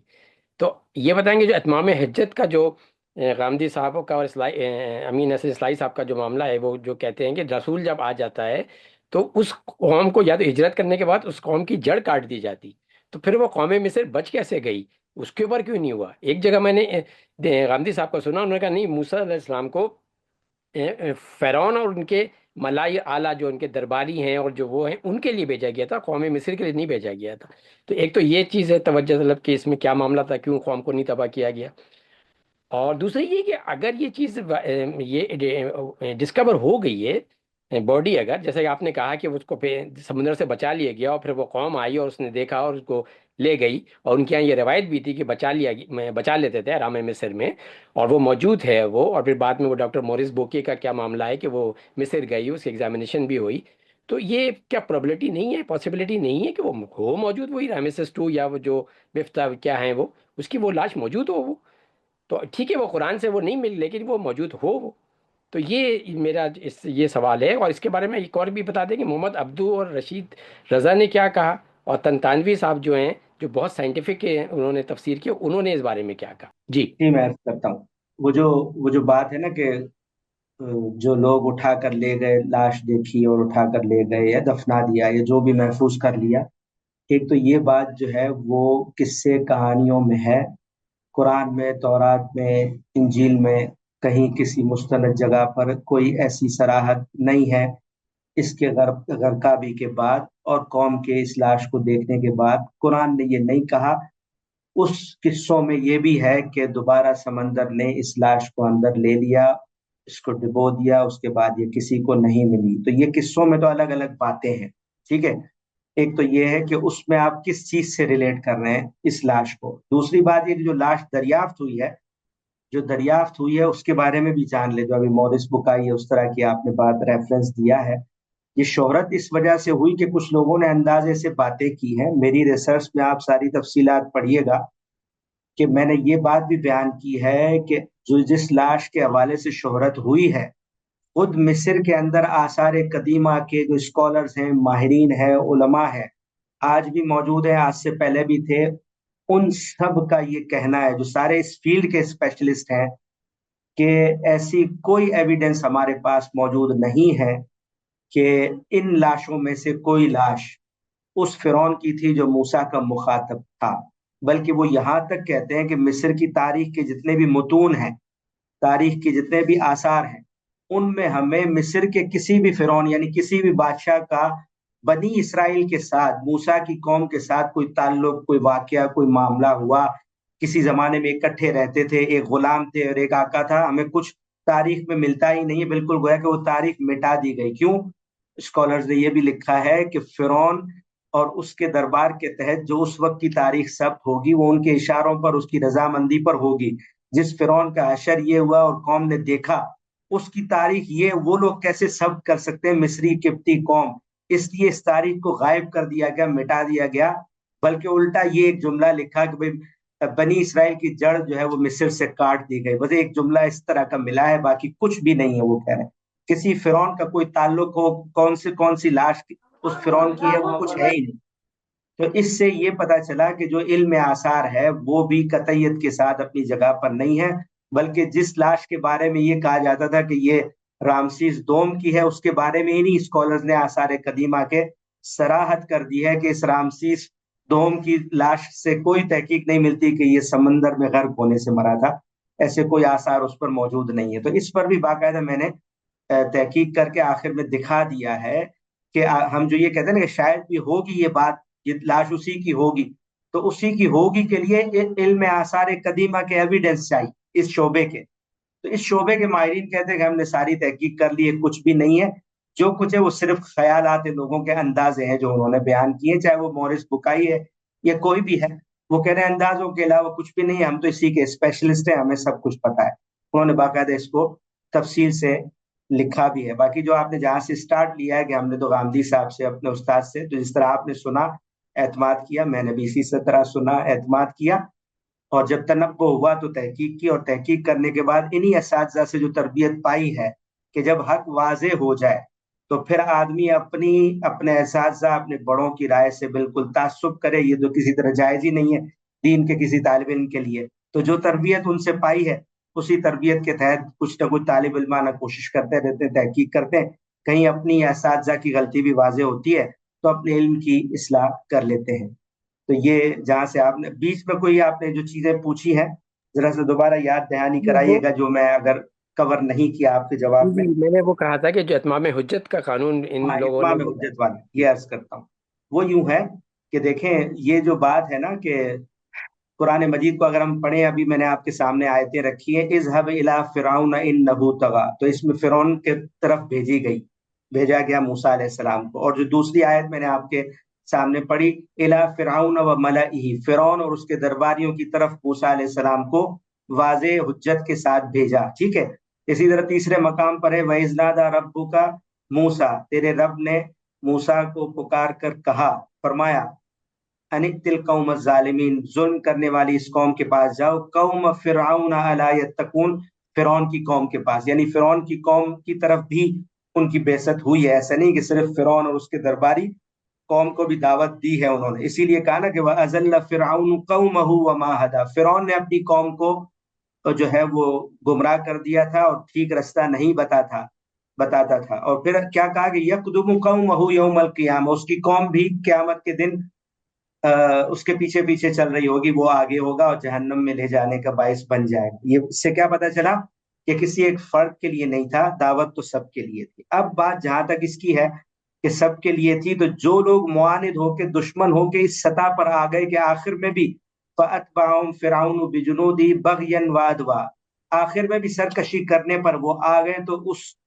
یعنی اس درجے پر پہنچنے والے فرعون اور اس کے لشکر کو کہ جو جنگ کے لیے بھی آ گئے یا تعاقب کے لیے بھی آ گئے، ان کو اللہ تعالیٰ نے انجام سے دوچار اسی دنیا میں کر دیا۔ باقی جو پیچھے قوم تھی وہ ظاہر ہے وہ تو ٹھیک ہے، اس کو ماننے والی تھی، موسیٰ کو ماننے والی، اس کی دعوت کو ماننے والی نہیں تھی، مومن نہیں تھی، لیکن ان کے لیے معاملہ ایسے ہی ہے جیسے مثال کے طور پر آپ جنگ بدر میں دیکھتے ہیں کہ جو سامنے آ گئے، اس حد تک پہنچ گئے کہ وہ اب پورا لشکر لے کر آئے ہیں اور مخالف ہو کر قتال کرنے آ گئے مدینے کے پاس بدر میں، تو ان کی ساری قیادت زیرو ہو گئی، لیکن پیچھے لوگ قوم تو منکر مشرک موجود تھی نا، وہ تو نہیں، وہاں فتح تو فتح مکہ تک مکہ بھی ان کے نہیں، پاس فتح موقع مکہ کے تھا۔ وقت تو سب مسلمان ہو گئے نا، فتح مکہ کے وقت تو ساری قوم مسلمان تو ہو گئی اب ہمیں پتا چلا قرآن سے، اس قوم کا تو ہمیں کچھ نہیں پتا نا، تھی۔ یعنی میں تو یہ بتا رہا ہوں کہ اس سارے مکے کے لوگوں کو کہ جنہوں نے یہ سارے کام کیے، معاند ہوئے یا مومن نہیں ہوئے، کیا ساری کی ساری قوم جو ہے وہ موت کا شکار ہوئی ہے اتمام حجت کے بعد، سب پر سزا آئی یا باقی بھی رہے؟ تو وہ بھی معاندین اور منکرین میں بڑا فرق ہوتا ہے، یعنی کچھ بالکل آخری درجے کے معاند ہوتے ہیں، کچھ منکر ہوتے ہیں، کچھ ایسے ضعیف ہوتے ہیں کہ جو بڑوں کے حالات کو دیکھ کر چلتے ہیں، وہ ان کے ہاں اتنی نہیں ہوتی، تو اللہ تعالیٰ سب کی رعایت کرتے ہیں۔ تو ان کو اللہ تعالیٰ نے نشانی بتانا ہی مقصود تھا، اور اس کو قرآن نے اس پر اللہ تعالیٰ نے خود یہ کہا، ورنہ تو یہ سوال خود اللہ کی بات پر پیدا ہو جاتا ہے کہ ان کو بھی اس میں شامل کیوں نہیں کر لیا، ان پر بھی عذاب آسمان سے کیوں نازل نہیں ہوا، یہ قرآن نے نہیں بتایا۔ اس کا مطلب یہ کہ یہ اللہ ایک ایسا معاملہ ہے جو اللہ کے ہاں ہے، اور باقی قوموں میں اس کی مثال ملتی ہے، جیسے کہ آخری رسول کے ہاں میں نے ایک مثال آپ کے سامنے رکھی ہے۔ جی بہت شکریہ، جزاک اللہ۔ تو ایک ضمنی سوال کا جواب دے دیجیے گا اگر جی جی ٹائم ہے تو، کہ سبا و سماوات قرآن میں جو استعمال ہوا، سبا کا لفظ سات کے لیے، بہت سے لوگ ہمارے ساتھ کے جو ہیں وہ ملٹیپل اس کو لیتے ہیں، تو آپ کیا سمجھتے ہیں کہ یہ واقعی ساتھ، کیونکہ سورہ یوسف میں اور دوسری جگہ ساتھ گائے اور ساتھ یہ سب کے لیے ساتھ ہی ہوا ہے یہ بات، یا ساتھ روزے اور اس طرح سے باتیں ہوئی ہیں، تو آپ کیا سمجھتے ہیں اس کو ملٹیپل کے طور پہ قرآن اس کر رہا ہے یوز، یا واقعی یہ نومیرک نمبر 7 کے لیے نہیں، استعمال ہوا؟ نومیرک ہے، اگرچہ ہم اس وقت اس کی تفصیل نہیں کر سکتے، تھوڑا آؤٹ آف دی ٹاپک ہو جائے گا، لیکن میرے نزدیک وہی ہے جو نومیرک معنی میں ہے، باقاعدہ ساتھ اسی طرح کی کائنات ہے، اللہ تعالیٰ نے خبر دی ہے جو ہمارے لیے یعنی مشاہدے کی چیز نہیں ہے، جیسے غیبی ایک چیز ہے۔ جی بہت شکریہ، جزاک اللہ۔ جی اگلے سوال کے لیے فیروز کریم صاحب۔ السلام علیکم ڈاکٹر صاحب۔ وعلیکم السلام۔ میں یہ کہنا چاہوں گا کہ اگر ہم ابن عباس رضی اللہ عنہ کی روایت کو صحیح مانیں تو اس پر یہ سوالات بنتے ہیں کہ جب بنی اسرائیل پر بھی اتمام حجت ہو گئی ہوگی، کیونکہ ہجرت کا واقعہ ہوا تو حضرت موسیٰ ان کو لے کر مطلب فلسطین کی طرف گئے یا دوسری طرف وہاں سے ہجرت کر کے گئے، تو ان پر اتمام حجت پہلے ہی ہو چکی ہے، تو پھر فرعون کا لاش انہیں کیوں دکھائیں گے اللہ تعالیٰ؟ اور یعنی وہ سمندر بھی پار کر چکے اور بچائے بھی جا چکے، تو اس کے بعد انہیں اس طرح کی مزید نشانی دکھانے کی کوئی ضرورت میرے خیال میں باقی نہیں رہتی۔ اور دوسری بات یہ کہ جس طرح آپ نے اس واقعے کی تعویل کی، میں اس سے متفق ہوں، اور مجھے لگتا ہے کہ یہ واقعہ بذات خود یہ ثابت کرتی ہے کہ مصری قوم پر اتمام حجت نہیں ہوا تھا، اگر ان پر اتمام حجت ہو گیا ہوتا تو انہیں اس کے بعد یعنی فرعون کی لاش بطور نشانی دکھانے کی ضرورت نہیں تھی۔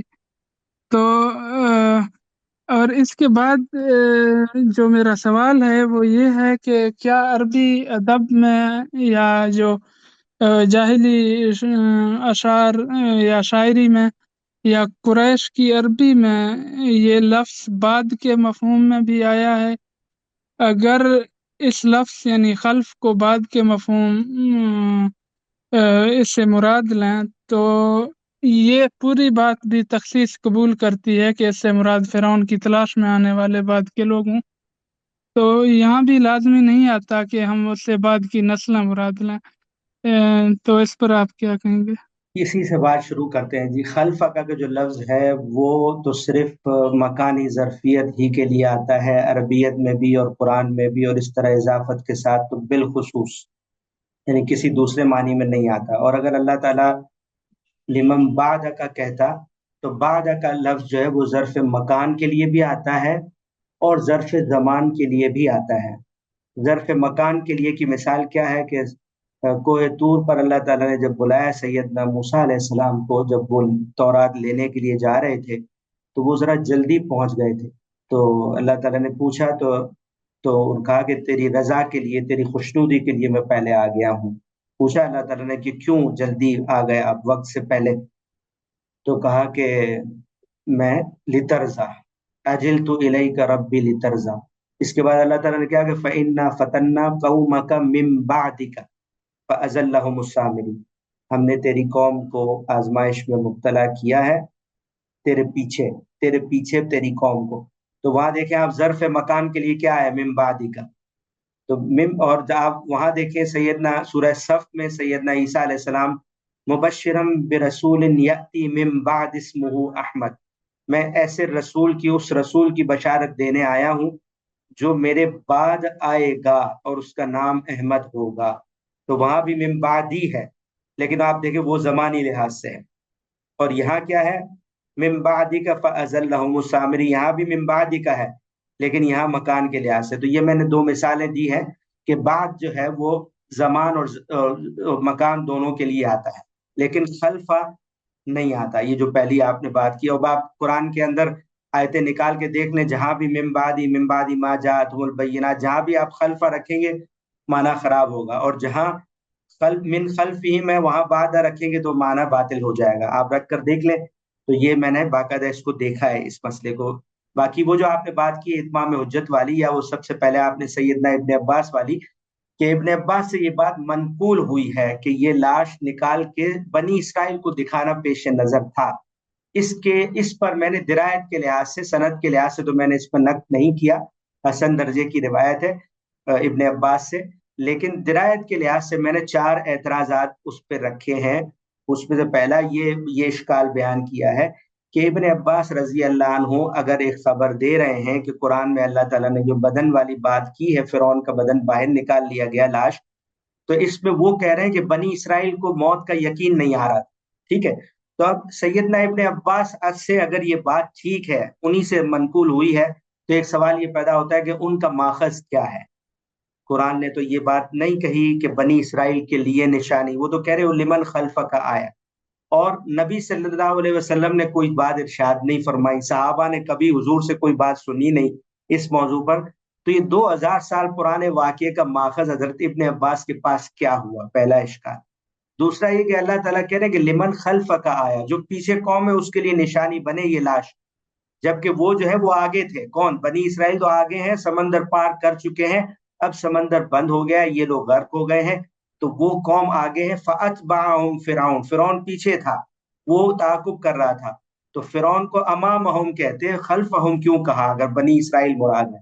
تو خلفہ کا بھی ٹھیک نہیں ہے. اسی طرح یہ بات کہ فرعون اب غرق ہونے جا رہا ہے اور وہ توبہ کر رہا ہے، اللہ تعالیٰ اس وقت مکالمہ کر رہے ہیں، تو اللہ تعالیٰ اس وقت فرعون کو یہ بات کیوں کہیں گے کہ تیری لاش کو میں اس لیے بچاؤں گا کہ پیچھے بنی اسرائیل کو اب یقین نہیں آئے گا کہ تو مر چکا، وہ یقین نہیں کریں گے. تو تم تیرے چونکہ مرنے کا اور ہلاکت کا ان کو یقین نہیں آئے گا، تو فرعون کو یوں کیوں کہیں گے کہ تیری لاش کو میں بچا کر، تاکہ وہ لوگ یقین کر لیں کہ ہاں تو ہلاک ہو چکا ہے. تو فرعون سے اس کے موت سے پہلے، ہلاکت سے پہلے اس مکالمے کی کوئی وجہ نہیں بنتی. اگر بنی اسرائیل آپ مراد لے لیتے ہیں تو معنی مفہوم نہیں بنتا اس لحاظ سے. تو اس روایت پر اس طرح کے اعتراضات بھی ہیں. اور وہ بھی ہے چوتھا اعتراض جو میں نے کہا کہ بھئی ان لوگوں نے، مفسرین نے یہ لکھا ہے کہ فلاں جگہ پر لاش پائی گئی تھی، آج بھی وہ مقام بڑا مشہور ہے کہ جبل فرعون ہے اور یہاں لاش دیکھی گئی تھی. تو اگر وہ ایک ہی جگہ ہے اور وہاں لاش دیکھی گئی تھی تو دیکھیں قوم نے تو دیکھی ہوگی، کیونکہ اللہ تعالیٰ نے کہا ہے کہ قوم کو دکھانا ہے. اب اگر بنی اسرائیل نے بھی اسی جگہ پر وہ لاش دیکھی ہے تو پھر اس کا مطلب کیا ہو کہ بنی اسرائیل تو سمندر پار کر کے آگے نکل چکی ہے، وہ وہاں موجود ہے اور یہ یہاں موجود ہے مغربی ساحلی پٹی پر سمندر کی. تو دونوں نے بیک وقت کیسے دیکھا، یا بنی اسرائیل نے یہاں کیسے دیکھا؟ جگہ جب آپ ایک بتا رہے ہیں تو اس جگہ پر پیچھے جو قوم ہے وہ بھی موجود ہو، اور جو بنی اسرائیل سمندر پار کر کے نکل چکے ہیں فلسطین کی طرف وہ بھی دیکھے اسی جگہ پر. تو یہ درایت کے لحاظ سے داخلی نقد ہے جو اس روایت کا میں نے کیا ہے. تو یہ روایت واقعتاً قابل قبول نہیں ہو سکتی، اس لحاظ سے آپ اس کو ضرور دیکھیں. جی اگلے سوال کے لیے راشد محمود صاحب. جی راشد صاحب آپ سن سکتے ہیں ہمیں؟ ان میوٹ کر جی دیں السلام اپنے آپ. علیکم جی. وعلیکم السلام. اچھا سر، میرا کوشچن جو ہے وہ یہ ہے کہ قرآن پاک دیکھیں، قرآن پاک اللہ تعالیٰ کی نازل کردہ کتاب ہے، اللہ تعالیٰ کا کلام ہے. اس میں اسپیسیفک لفظ، اسپیسیفک الفاظ جو استعمال ہوئے ہیں وہ اللہ تعالیٰ کی طرف سے استعمال ہوئے ہیں، جو کہ نہ ہی کسی ڈکشنری کے محتاج ہیں، کسی بھی لغت کے محتاج نہیں ہیں، بلکہ لغت جو ہے وہ خود ان الفاظ کے لغت اس کی محتاج ہے. محتاج ہے. جی جی بالکل. بالکل ٹھیک ہے. اب گامدی صاحب کو، امام صاحب کو کافی پڑھا ہوا ہے، باقی علماء کرام کو بھی پڑھا ہوا ہے. میرا کوشچن جو ہے وہ تھوڑا سا جو آپ کا ٹاپک تھا اس سے تھوڑا سا ریلیٹڈ اسی کے اوپر ہے، لیکن تھوڑا سا ہٹ کے یہ ہے کہ قرآن پاک میں آیا ہے کہ جو فرعون تھا وہ تمہارے بیٹوں کو مار دیتا تھا اور عورتوں کو چھوڑ دیتا تھا. ٹھیک ہے سر.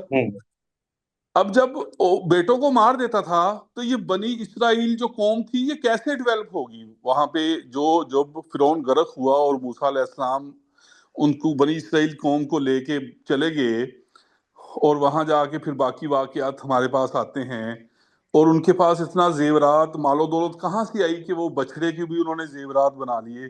تو یہاں پہ تھوڑا سا کنفیوژن ہوتی ہے مجھے سمجھنے میں کہ یہ سارا معاملات کیا ہوا. تو اس کو تھوڑا سا اگر ایکسپلین کر دیں، اگر کوشچن سمجھ گئے ہیں تو، اگر نہیں سمجھے تو مجھے. واضح ہوا ہے. جی اصل سر. میں یوں ہے کہ بعض اوقات ہم تعبیر کو یا قرآن مجید کے بیانات کو سمجھنے میں تھوڑی سی وہ ہو جاتی ہے، تنبع نہیں رہتا، اس وجہ سے غلطی بھی لگتی ہے. جب مثال دے رہا ہوں اسی آیت کو سمجھنے کے لیے ایک دوسری مثال دے رہا ہوں کہ قرآن مجید میں اللہ تعالیٰ یہ کہہ رہے ہیں کہ شہر رمضان الذی انزل فیہ القرآن، یہ رمضان کا مہینہ ہے جس میں قرآن نازل کیا گیا. الفاظ یہ ہیں، ٹھیک ہے. اسی طرح جس رات میں نازل کیا تو کہا کہ انا انزلناہ فی لیلۃ القدر، اس کو تقدیر کے فیصلوں کی رات میں ہم نے بلا شبہ نازل کیا. ٹھیک ہے.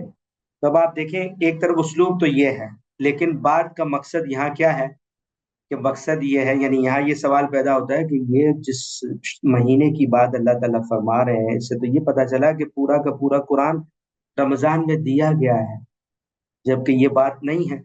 تاریخی حقیقت بھی ہے. تاریخی حقیقت کیا ہے کہ 23 سال کے عرصے میں نازل ہوا ہے.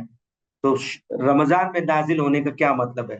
تو اسی قرآن کی بات کو سمجھنے سے یہ بات بعض دفعہ بدایت فعل کے لیے بھی آتا ہے کہ کسی عمل کا آغاز ہوا ہے تو اس کے لیے بھی اس طرح کی تعبیر آ جاتی ہے. ایک مثال میں نے دی ہے، اس سے مراد یہ ہے کہ رمضان کا مہینہ وہ مہینہ ہے جس میں قرآن مجید کا نزول کا آغاز. ٹھیک ہے. تو اب جہاں تک یہ جو بات ہے جو اس طرح عموم میں بیان ہو جاتی ہے کہ یذبح ابناءہم ویستحیی نساءہم، تو پھر یہ تو ایک تاریخی حقیقت ہے نا دوسری طرف کہ ان کی عورتوں کے ساتھ مرد بھی موجود تھے. جب بنی اسرائیل کی پوری قوم تھی انہیں کو انہوں نے غلام بنا رکھا تھا، انہیں سے یہ خدمت دے رہے تھے.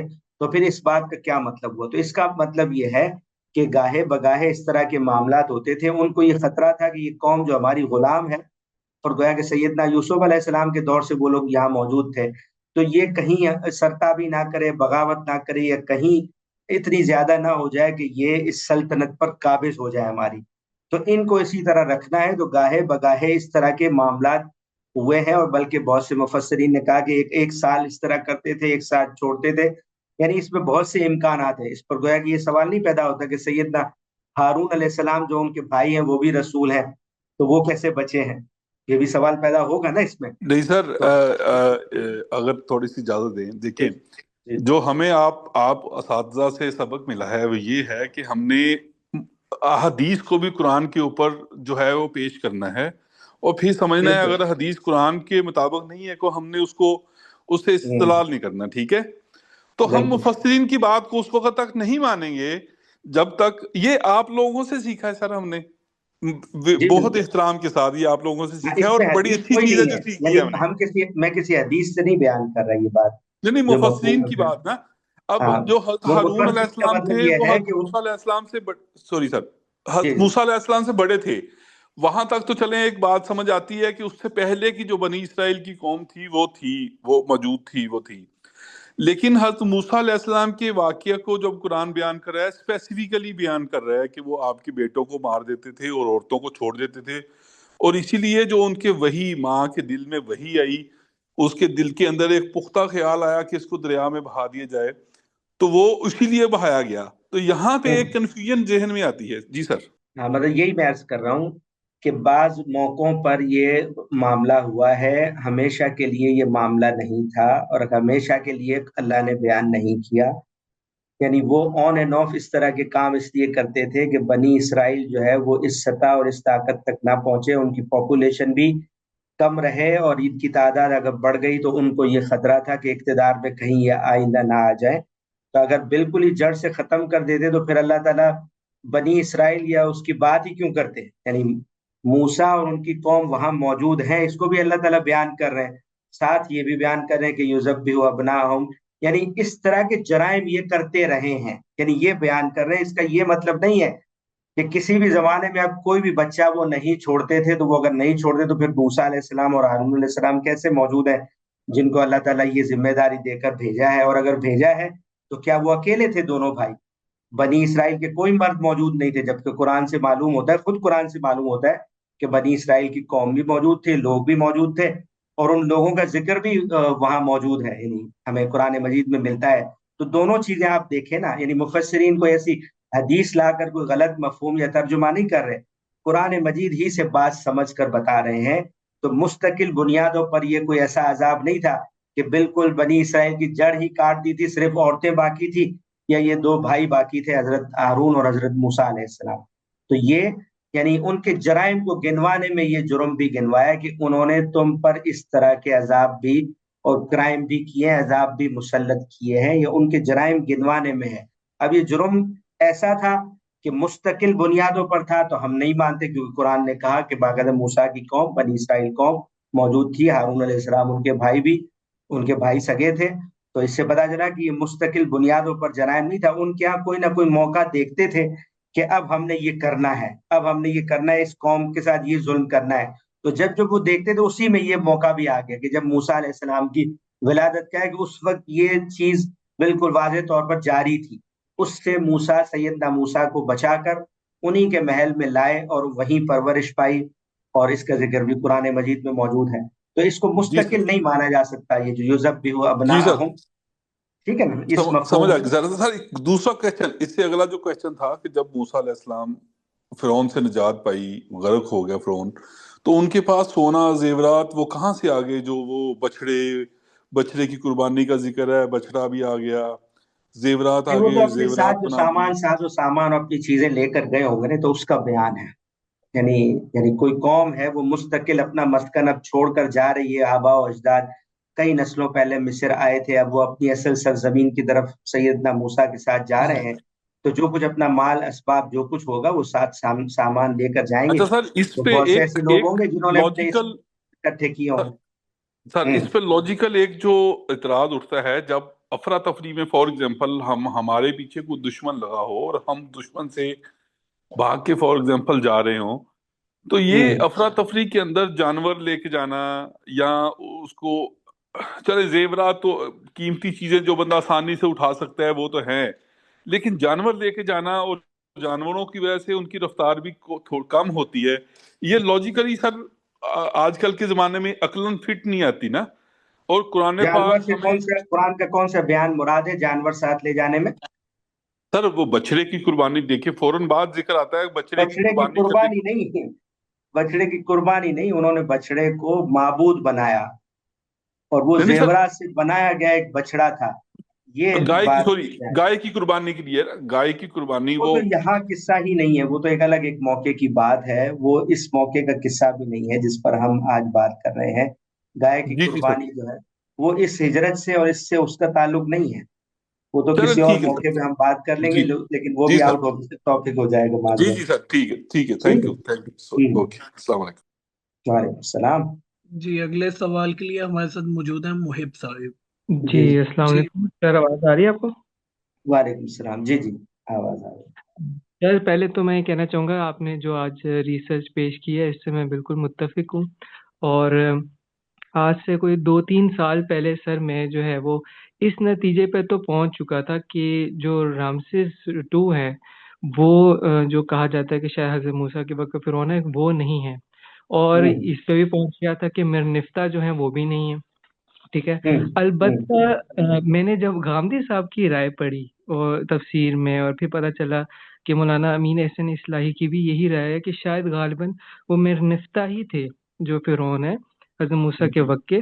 اور ہوں پھر ڈاکٹر ذاکر نائک بھی ہمارے ہیں، وہ جس طرح سے ڈاکٹر مورس بکائل کی وہ ریسرچ پیش کرتے ہیں کہ جی انہوں نے کتاب لکھی تھی، اس میں انہوں نے کہا تھا کہ مرنفتہ کی باڈی پہ سالٹ ڈپازٹس پائے گئے تھے. ٹھیک ہے، اس طرح کر کے ایک بات کی جاتی ہے، سی سالٹ ڈپازٹس. جی تو جی.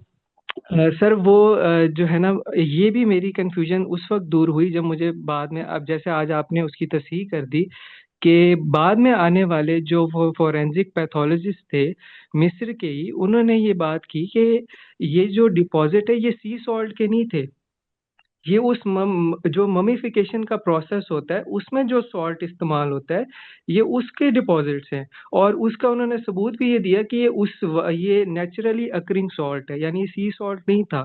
ٹھیک ہے، ہوں وہ اس قریب کی ایک وادی کا استعمال ہونے والا سالٹ تھا. اس طرح کر کے وہ بھی چیز واضح ہوگی. پھر البتہ یہ چیز جو ہے وہ مجھے پریشان کرتی تھی، جو آج مسئلہ حل ہو گیا، کہ اللہ تعالیٰ نے جو یہ بات کی ہے کہ فرعون کی جو لاش ہے پھر وہ ہم قیامت تک کے لیے اس کو محفوظ کر دیں گے.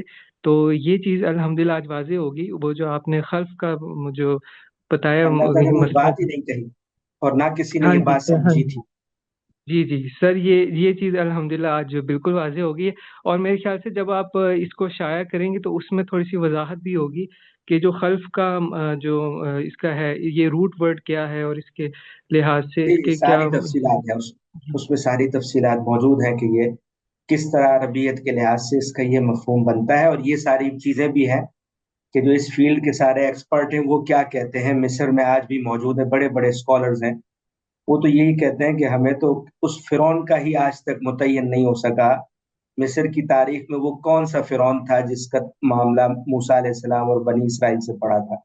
یہ ہی پتہ نہیں ہے. لاش تو ہونا دور کی بات ہے، بالکل. یعنی آثار جی میں تاریخ میں جو متون اور ٹیکسٹ موجود ہے کہیں اس کا سراغ بھی نہیں ملتا. جی، بہت شکریہ سر، جزاک اللہ. جی مثبت. جی فور دا نیکسٹ کوشچن سید حسن علی. السلام علیکم عامر صاحب. وعلیکم السلام ورحمۃ. عامر صاحب، یہ سر میں آپ کی جو عربک کو اور نالج کو میں چیلنج نہیں کر رہا ہوں، ویسے اور آپ کی نالج عربک کے حوالے سے اور قرآن کے حوالے سے زیادہ ہی ہے، لیکن یہ تھا کہ آپ کے بتانے سے پہلے بھی نا یہ ایک ڈاؤٹ تھا اس کے اوپر نا.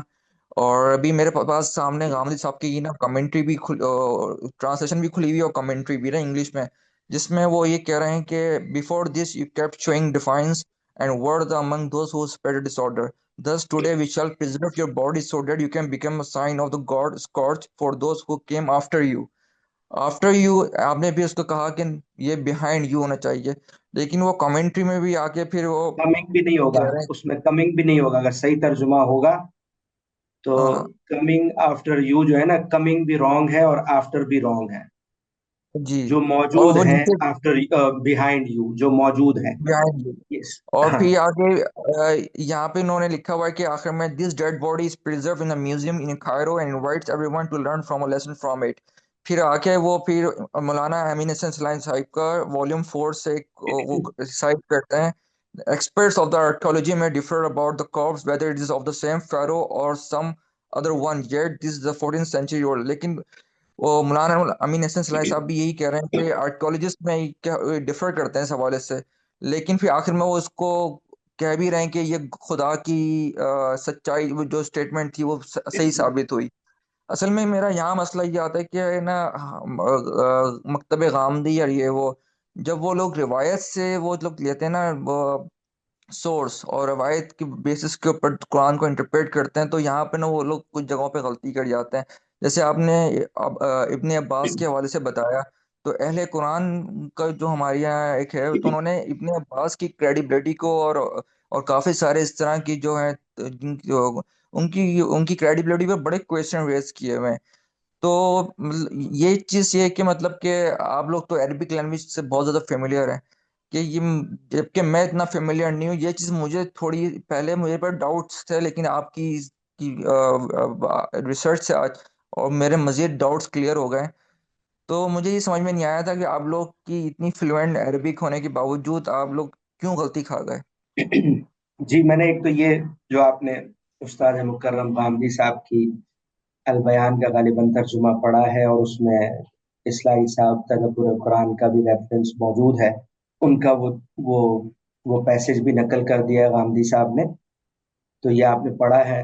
اس کا ریفرنس میں آج کی اس گفتگو میں ایک تو پہلے دے چکا ہوں کہ یہ جو لوگ ہیں، جس میں مولانا آزاد صاحب، وحید الدین خان صاحب، مولانا مودودی صاحب، امام اصلاحی صاحب، جاوید غامدی صاحب اور تقی عثمانی صاحب، ان لوگوں نے اس طرح کا ترجمہ بھی کیا ہے جیسے ابھی آپ نے انگلش میں پڑھا کہ کمنگ آفٹر یو، اور اسی کے مطابق تفسیر بھی کی ہے. اور مولانا اصلاحی نے دیکھا، آپ نے یہاں یہ لکھا ہے کہ اس طرح کے لوگ آثار قدیمہ والے ڈسپیوٹ کر رہے ہیں، پھر انہوں نے لکھا ہے یہ ان کی اٹکل بچو ہے، جب قرآن نے ایک بات کر دی تو گویا کہ حرف بحرف پیشن گوئی پوری ہو گئی، یہ لوگ بے شک اختلاف کرتے رہے. تو ان کو کیا غلطی لگی کہ قرآن نے یہ بات کر دی ہے، یہ کہ اصلاحی صاحب کہہ رہے ہیں، جبکہ میں یہ کیا عرض کر رہا ہوں کہ قرآن نے یہ بات نہیں کی، اور قرآن نے جی اس بات کی صراحت نہیں کی. امام اصلاحی کو یہاں غلطی لگ گئی، اس سے پہلے بہت سے بڑے اسکالر چونکہ تفسیر ترجمہ کر چکے تھے، مولانا آزاد جیسے اور مودودی جیسے، تو اس لیے انہوں نے بھی، ان کو تنبؤ نہیں ہوا. تو آپ دیکھیں وہاں وہ کیا کہہ رہے ہیں کہ مورخین جو ہے جو بھی اٹکل بچوں سے باتیں کریں، لیکن قرآن کی یہ بات ہے جو پوری ہو گئی. قرآن ایک بات کرے تب آپ اس سے ملائیں، تب ہم کہیں گے قرآن کی پیشن گوئی واقعتاً پوری ہو گئی. اس سے تو الٹا قرآن کی بات خراب ہوئی ہے کہ قرآن نے 1400-1500 سال پہلے پیشن گوئی کی تھی، اور یہ اب جو ہے 19ویں صدی کے اواخر میں آ کے مل رہی ہے لاش. یہ تو صحابہ کو ہی مل جانی چاہیے تھی. اگر قرآن نے پیشن گوئی کی تھی تو پھر تو جزیرہ نما عرب میں بھی ہوتی، اور 10 سال بعد حضور کی وفات کے صحابہ مصر چلے گئے، وہاں بھی یہ ڈیڈ باڈی موجود ہوتی. یہ تو قرآن کی بات کے الٹا خلاف ہے کہ قرآن اگر یہ کہتا تو قرآن سے پہلے بھی موجود ہوتی دنیا میں. تو اس لیے امام اصلاحی کو یہاں اس وجہ سے غلطی لگی ہے. 2 وجہ ہیں. ایک یہ کہ باہر کے اثرات کہ خبر ہے پھیلی ہوئی کہ بھئی وہاں میوزیم میں عجائب گھر میں کچھ لاشیں موجود ہیں، اور ایک کے بارے میں فرعون موسیٰ کا نام رکھ کے کہا جاتا ہے. دوسرا، کچھ بڑے مفسرین اردو والے یہ لکھ کر اور یہ ترجمہ کر کے گئے ہیں. تیسری غلطی کی وجہ خلف کا کے ورڈ پر فوکس نہیں رہا اور تساہل ہوا، اور قدیم علماء کی ساری تفسیریں جو 1200 سال کی ہے اس پر بھی گویا کہ اس پر بھی نظر رکھنے میں غلطی ہو گئی کہ اس میں اور مولانا آزاد کی باتوں میں فرق ہے. اور مولانا آزاد نے جب پہلی مرتبہ لکھا ہے تو اس زمانے میں لکھا ہے جب مصر سے یہ بات شہرت پا گئی تھی، جب قدیم جتنے مفسر تھے انہوں نے صرف قرآن پہ فوکس کیا، کسی خبر کو باہر سے نہیں دیکھا، تو ان کو غلطی بھی نہیں لگی، باہر کا اثر بھی نہیں ہوا. تو غلطی کی وجہ بھی میں نے یہ وجوہات بھی آپ کے سامنے رکھ دی ہے. سب انسان ہیں اور ہم بھی انہی کے شاگرد ہیں، اور یہ عامر چیز بھی ہم نے انہی سے سیکھی ہے کہ کسی بھی جگہ عامر پر صاحب، یہاں پہ اپنے جی جی ایک تو انٹرپٹ کروں گا. وہ اصل میں میرا ایک کویشچن یہ بھی ہے کہ اصل میں ایسا آپ کہہ رہے ہیں کہ باہر سے لینا، تو اس طرح جب کوئی چیز ہم جیسے ابن عباس کو کی روایت لیتے ہیں یا انس بن مالک کی روایت لے رہے ہیں، ان کی تفاسیر لے رہے ہیں، یہ بھی اصل میں باہر سے لی جاتی ہیں چیزیں. تو اس کی وجہ سے نا، جی اور آپ نے ابھی کسی نے کویشچن ریز کیا تھا کہ قرآن کو لغت کی ضرورت نہیں ہے، قرآن مطلب اس طرح سے کوئی. تو جب اس طرح کی چیزیں جب ہوتی ہیں نا، اس طرح کی باتیں، تو پھر یہ ہوتا ہے کہ ہم لوگ پھر اس طرح کی نا انٹرپریٹیشن میں غلطی ہمارے یہاں ہو جاتی ہیں. تو آپ اس بات سے اتفاق کریں گے؟ پھر باہر سے اگر کوئی چیز ہے جس کی کوئی مدد لی جاتی ہے وہ بھی اسی صورت میں درست ہوتی ہے جب قرآن کے اپنے الفاظ، اپنی زبان اور جملے کی تالیف اور الفاظ اس کا ساتھ دیں، اس کو ایکسیپٹ کریں، تب ہم کسی چیز کی وضاحت میں باہر کی کوئی چیز لیتے ہیں. लेकिन अगर कुरान के अल्फाज उसको एक्सेप्ट नहीं करते, उसकी जबान उसको कबूल नहीं करती, या वो बात ही जो बाहर से रिवायत में आई है वो मुस्तनद भी नहीं है, सनद से साबित भी नहीं है, तो उस सूरत में दोनों सूरतों में रिजेक्ट हो जाती है। या सनद ठीक नहीं है और दूसरा कुरान भी उसको एक्सेप्ट नहीं कर रहा, ये दोनों खराबियां हैं तब भी। और सिर्फ कुरान से मुख्तलिफ बात हो गई, कुरान से टकराई या कुरान से मुखालफत हो गई उसमें, तब भी वो बाहर की चीज कबूल नहीं की जाए। चलो शुक्रिया। यानी कि अल बयान का नया एडिशन आएगा तो उसमें ये चीज करेक्ट हो जाएगी। उम्मीद कर सकते हैं जी। ओवरऑल तो उस्ताद गामदी साहब ने इसको अप्रिशिएट ही किया है, और उनके यहाँ ये जेर गौर भी था जब मेरी बात हुई उनसे, यानी उन्होंने भी इससे कोई शुक्रिया डिनाई भाई, नहीं किया जी। बहुत बहुत शुक्रिया जी। आपका। अच्छा, गजर साहब ये बताइएगा, इससे पहले क्या गांधी साहब की ये जो रिसर्च आप की है, ये इससे पहले गांधी साहब की क्या ओपिनियन थी इस टॉपिक पे? जी वही वही मौकिफ था जिसको मैं कह रहा हूँ कि उसमें गलती हुई है, और जिन लोगों को मैंने गिनवाया उसमें उस्ताद गामदी साहब की तफसीर भी रखी है। यानी जिन उलमा से तर्जुमे में या तफसीर में कुछ तसाहुल हुआ है उसमें अल बयान भी शामिल है। मैंने इसको अपनी इस रिसर्च में बाकायदा बयान किया है, और उनकी खिदमत में बराह रास्त भी ये रखा है, मैंने उनसे बातचीत करके ऑनलाइन। उनकी वही राय है जो इस्लाही साहब की है, और तकी उस्मानी साहब की है, और मौदूदी साहब की है, और अबुल कलाम आज़ाद साहब की है। वही राय है जो कि कुरान मजीद की ज़बान और उसके अल्फाज और ये आयत कबूल नहीं करती, और तमाम उम्मत के जमहूर जो मुफस्सिरीन है उनकी राय भी इसके मुताबिक नहीं है, और वो सही है जो शाह वलीउल्लाह के बेटों ने, शाह अब्दुल कादिर और शाह रफीउद्दीन ने तर्जुमा किया है, वो दुरुस्त है। जी जी, ठीक। For the last question, Abdul Zafar साहब। जी शुक्रिया। अच्छा सर, ये तो बात तो उनकी दुरुस्त थी जो कह रहे थे लुगत की मोहताज नहीं है कुरान की जो जुबान है। तो इसमें फिर हम ये क्यों कहते हैं कि हर चीज का जो लफ्ज का जो माना तय करने की जब बारी आती है कि इसके नज़ीर देखी जाए, जो दलाइल देगा जाहिली शोरा से या जाहिली अदब से जो दलाइल दिए जाएंगे उसी को हुज्जत मान लेते हैं और उसी से लफ्ज के माना जो है उसको हतमी मानते हैं। तो इस लिहाज से तो क्या वो मोहताज नहीं हो गया उनकी नज़ीर ढूंढने के कि उनकी नज़ीर मिलेगी तब हम किसी माना को मानेंगे, वरना उसको रिजेक्ट कर देंगे अगर कोई रिसेंट अदब का वो पेश करता है। जी आखिरी सवाल में जो बात चल रही थी वो लुगत की नहीं थी, वो बात ये थी कि बाहर से जैसे इब्ने अब्बास की रिवायत है, कोई भी खारिज से चीजें हैं, तो उन वो असरअंदाज होंगी या नहीं। तो मैंने कहा अगर कुरान की जबान उसको कबूल करती है तब वो काबिल कबूल होगी, और जिस शख्सियत से उसकी निस्बत है अगर वो भी मुस्तनद है तो हम उसकी शख्सियत की निस्बत से उसको पहले ठीक मानेंगे, फिर कुरान की जबान और उसकी कलाम भी कबूल करेगा तब हम उसको लेंगे। अगर कुरान से टकराती है वो बात, वो रिवायत, वो हदीस, और या फिर वो मुस्तनद ही नहीं है, खबर वाहिद, तो दोनों सूरतों में वो रिजेक्ट होगी। ये बात चल रही थी। जहां तक लुगत की बात है वो तो इस माने में आती है, बात के बाहर से कोई चीज, यानी कोई शख्स ये कहे कि हमारे पास, जैसे लोग, बहुत से लोग कहते हैं कि जनाब कुरान में बाज ग्रामर की गलतियां हैं, तो उनके जवाब में ये कहा जाता है कि ग्रामर और ये लुगात और ये सारी चीजें कुरान पर हकम नहीं है, कुरान इन पर हकम है। इनमें अगर कोई चीज अगर नहीं आई तो इनको अपनी तस्हीह करना होगी, और अपने नक्श को दूर करना होगा, अपने इस्तिक्सा को दुरुस्त करना होगा। कुरान इन सब के ऊपर हकम है, जबान के एतबार से भी, फिक्र के एतबार से भी, ये इस मानी में बोला जाता है।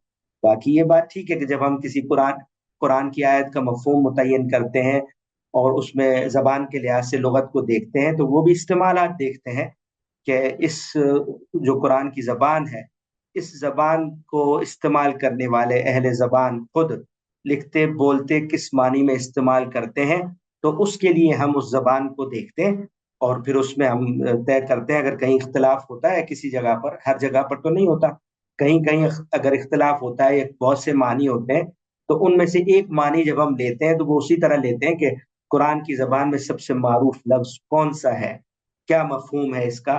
वो जैसे अहले लुगत इसको मफहूम को समझते हैं उसी तरह से देखेंगे। जैसे मिसाल के तौर पर उस रोजे में फिदिये की आयत है, तो फिदिये की आयत में वालल्लज़ीन युतीकूनहु फिदिया, तो 4 5 6 किस्म की लोगों ने आरा मुख्तलिफ दी है। तो आप ये देखेंगे कि भाई कुरान की जबान में अहले लुगत इसको कैसे किस मानी में इस्तेमाल करते हैं। उसमें तो ज़ाहिर लुगत ही हकम होगी, क्योंकि कुरान अरबी मुबीन में नाजिल हुआ है, बिलिसान अरबी मुबीन। तो उसमें हम लुगत ही देखेंगे कि 4-5 अलग अलग मानी अगर मुफस्सिरीन बता रहे हैं कि वालल्लज़ीना युतीकूनहु मैताका का फिर क्या मानी लिया जाए। तो जो मारूफ मानी होगा हम वो लुगत से भी देख लेंगे कि कुरान ने एक लफ्ज इस्तेमाल किया, उसी की जबान को लिखने बोलने पढ़ने वाले किस मानी में लेते रहे, जो मारूफ मानी है हम उसकी बुनियाद पे कहेंगे कि ये ठीक है, और ये वाली मानी अहले जबान कहीं इस्तेमाल ही नहीं करते, कहीं भी उनके यहाँ नहीं पाया जाता, उसको हम रिजेक्ट कर देंगे। इस लिहाज से ठीक है ये बात। सर इब्ने अब्बास को आप कह रहे थे कि हसन है वो रवायत, और ये यानी कि अक्सर उलमा ये बयान करते हैं कि उनके हक में नबी ने दुआ की हुई कि इनको कुरान का फहम दे, तो क्या ऐसी कोई दुआ मौजूद है? और इस दुआ की मौजूदगी में क्या इब्ने अब्बास से इख्तिलाफ किया जा सकता है या नहीं? देखिए वो एक अलग बात है कि उनका इल्म में, कुरान फहमी में क्या मकाम है, ये एक अलग बात है। दूसरा है कि उनकी निस्बत से कोई चीज आ गई है, वो सही है नहीं है, और बजाय सनद हसन की है, बिल्कुल सही या बिल्कुल कतई या बिल्कुल ऐसी नहीं है कि जिसपे इजमा और तवातुर हो गया है, वो खबर वाहिद है, वो उनकी निस्बत से सही है या नहीं है, ये फैसला यानी हम उस तरह नहीं कर सकते हसन होने के बावजूद। उसके बाद जो बात उसमें आई उसका ताल्लुक उस तरह कुरान फहमी से नहीं है कि भाई अल्फाज का मानी, एक वाक़े से है कि वाक़या जब हुआ था उस वक्त बनी इसराइल जो है वो यकीन नहीं कर रहे थे कि ये मर सकता है, ये हलाक हो सकता है, ये एक वाक़या है जो वहां हुआ था। वो कह रहे हैं वो जो वाक़या हुआ था ना उसके लिए ये है लिमन खल्फ का आया, ठीक है।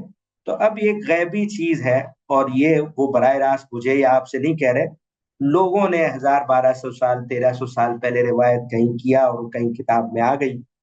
तो ये बराह रास्त किसी लफ्ज का मफहूम नहीं है कि वो चूंकि मुफस्सिर थे जो खल्फा का लफ्ज उन्होंने मफहूम जो बताया वो बिल्कुल जो है ना वो सही बताएंगे या उन्होंने गलत नहीं बताया। ये इस तरह की बहस नहीं है कि हम किसी मुफस्सिर के फहम पर, बल्कि इस वाक़े के लिहाज से जो बात उनकी निस्बत से नकल हुई है उसमें ये खराबी आ रही है।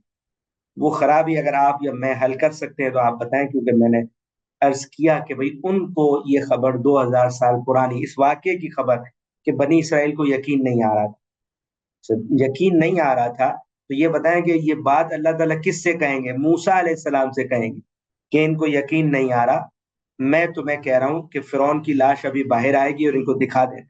मूसा अलैहिस्सलाम से कहेंगे ना, फिरौन से उसकी मौत से पहले क्यों कहेंगे ये बात? अगर बनी इसराइल को जो समंदर पार कर चुके हैं उनको यकीन नहीं आ रहा, तो फिरौन को उसकी मौत से पहले अल्लाह ताला ये बात क्यों कहेंगे?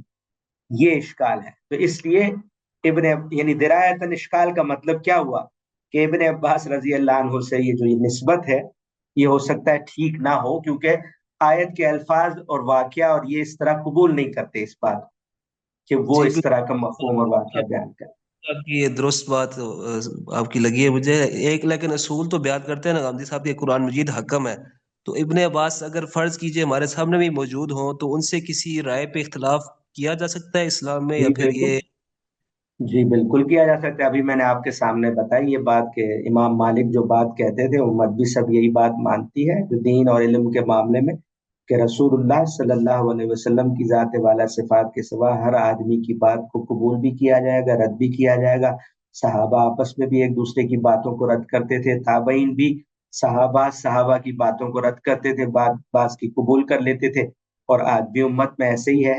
इसमें तो कोई हरज की बात नहीं है, जी, इससे तो कोई फर्क नहीं पड़ता। दुआ, वो दुआ दलील साबित नहीं है, वो जो दुआ है वो साबित नहीं है सही सनद से कि इब्ने अब्बास के हक में कोई दुआ की नहीं, गई हो इस दुआ तरह? तो एक उमूमी बात है ना, जैसे एक उस्ताद है, एक आलिम है, वो किसी शागिर्द के बारे में कहता है कि उसको अल्लाह ताला ने बड़ी गैर मामूली सलाहियत दी है, उसमें ये खूबी है, ये खूबी है। इसका ये मतलब नहीं होता कि वो अब जो है ना उसका इल्म बेखता हो गया है, इसका हाँ, ये मासूम मतलब हो। नहीं है। ठीक इसका है, मतलब है ठीक। गैर मामूली इल्म है, फजीलत है इस शोबे में, बस।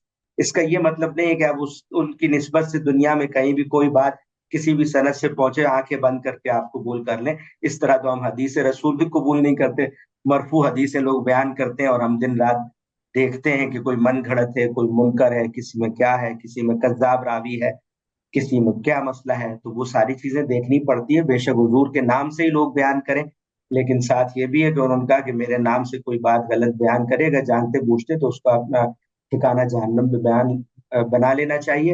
ये बहुत एहतियात की चीज है, तो इसलिए हम एहतियात करते हैं, और हदीसों में इसकी ताकीद की है कि भाई आप पूरी ऑथेंटिसिटी चेक करने के बाद हुजूर की तरफ निस्बत करें। अगर नहीं साबित हो रही تو بتائیں کہ ہاں یہ اس وجہ سے یہ حضور سے بھی ثابت نہیں ہے. تو وہ تنقید جو ہے وہ سند کی بھی ہوتی ہے، متن کی بھی ہوتی ہے. بہت شکریہ جی، آپ کے وقت کا بہت شکریہ. جی موسٹ ویلکم. جی کسی کا سوال باقی تو نہیں ابھی؟ کوئی لکھے ہوئے سوال تو ایسے نہیں ہے نا جو اب ہمیں میں دیکھنے نے ہیں ایک سوال لکھا فراز؟ تھا میں نے کہ آپ کی جو ریسرچ ہے اس موضوع پہ بھی اور مزید کوئی ریسرچ آپ کب اس کو پبلش کر رہے ہیں، اور کیا وہ PDF کی فارمیٹ میں الیکٹرانکلی بھی ہم لے سکتے ہیں؟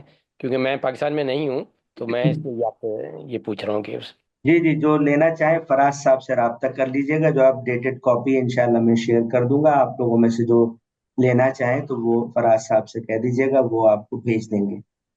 جی بہت شکریہ. ٹھیک ہے. جی آپ یہ کوئری واٹس وہ جو ہمارا واٹس ایپ گروپ ہے وائس آف ریسرچ والا، اس میں بھی چھوڑ سکتے ہیں. وہاں پہ ہمارے ایڈمنز ہیں اور آپ کو ہم رسپونڈ کر دیں گے.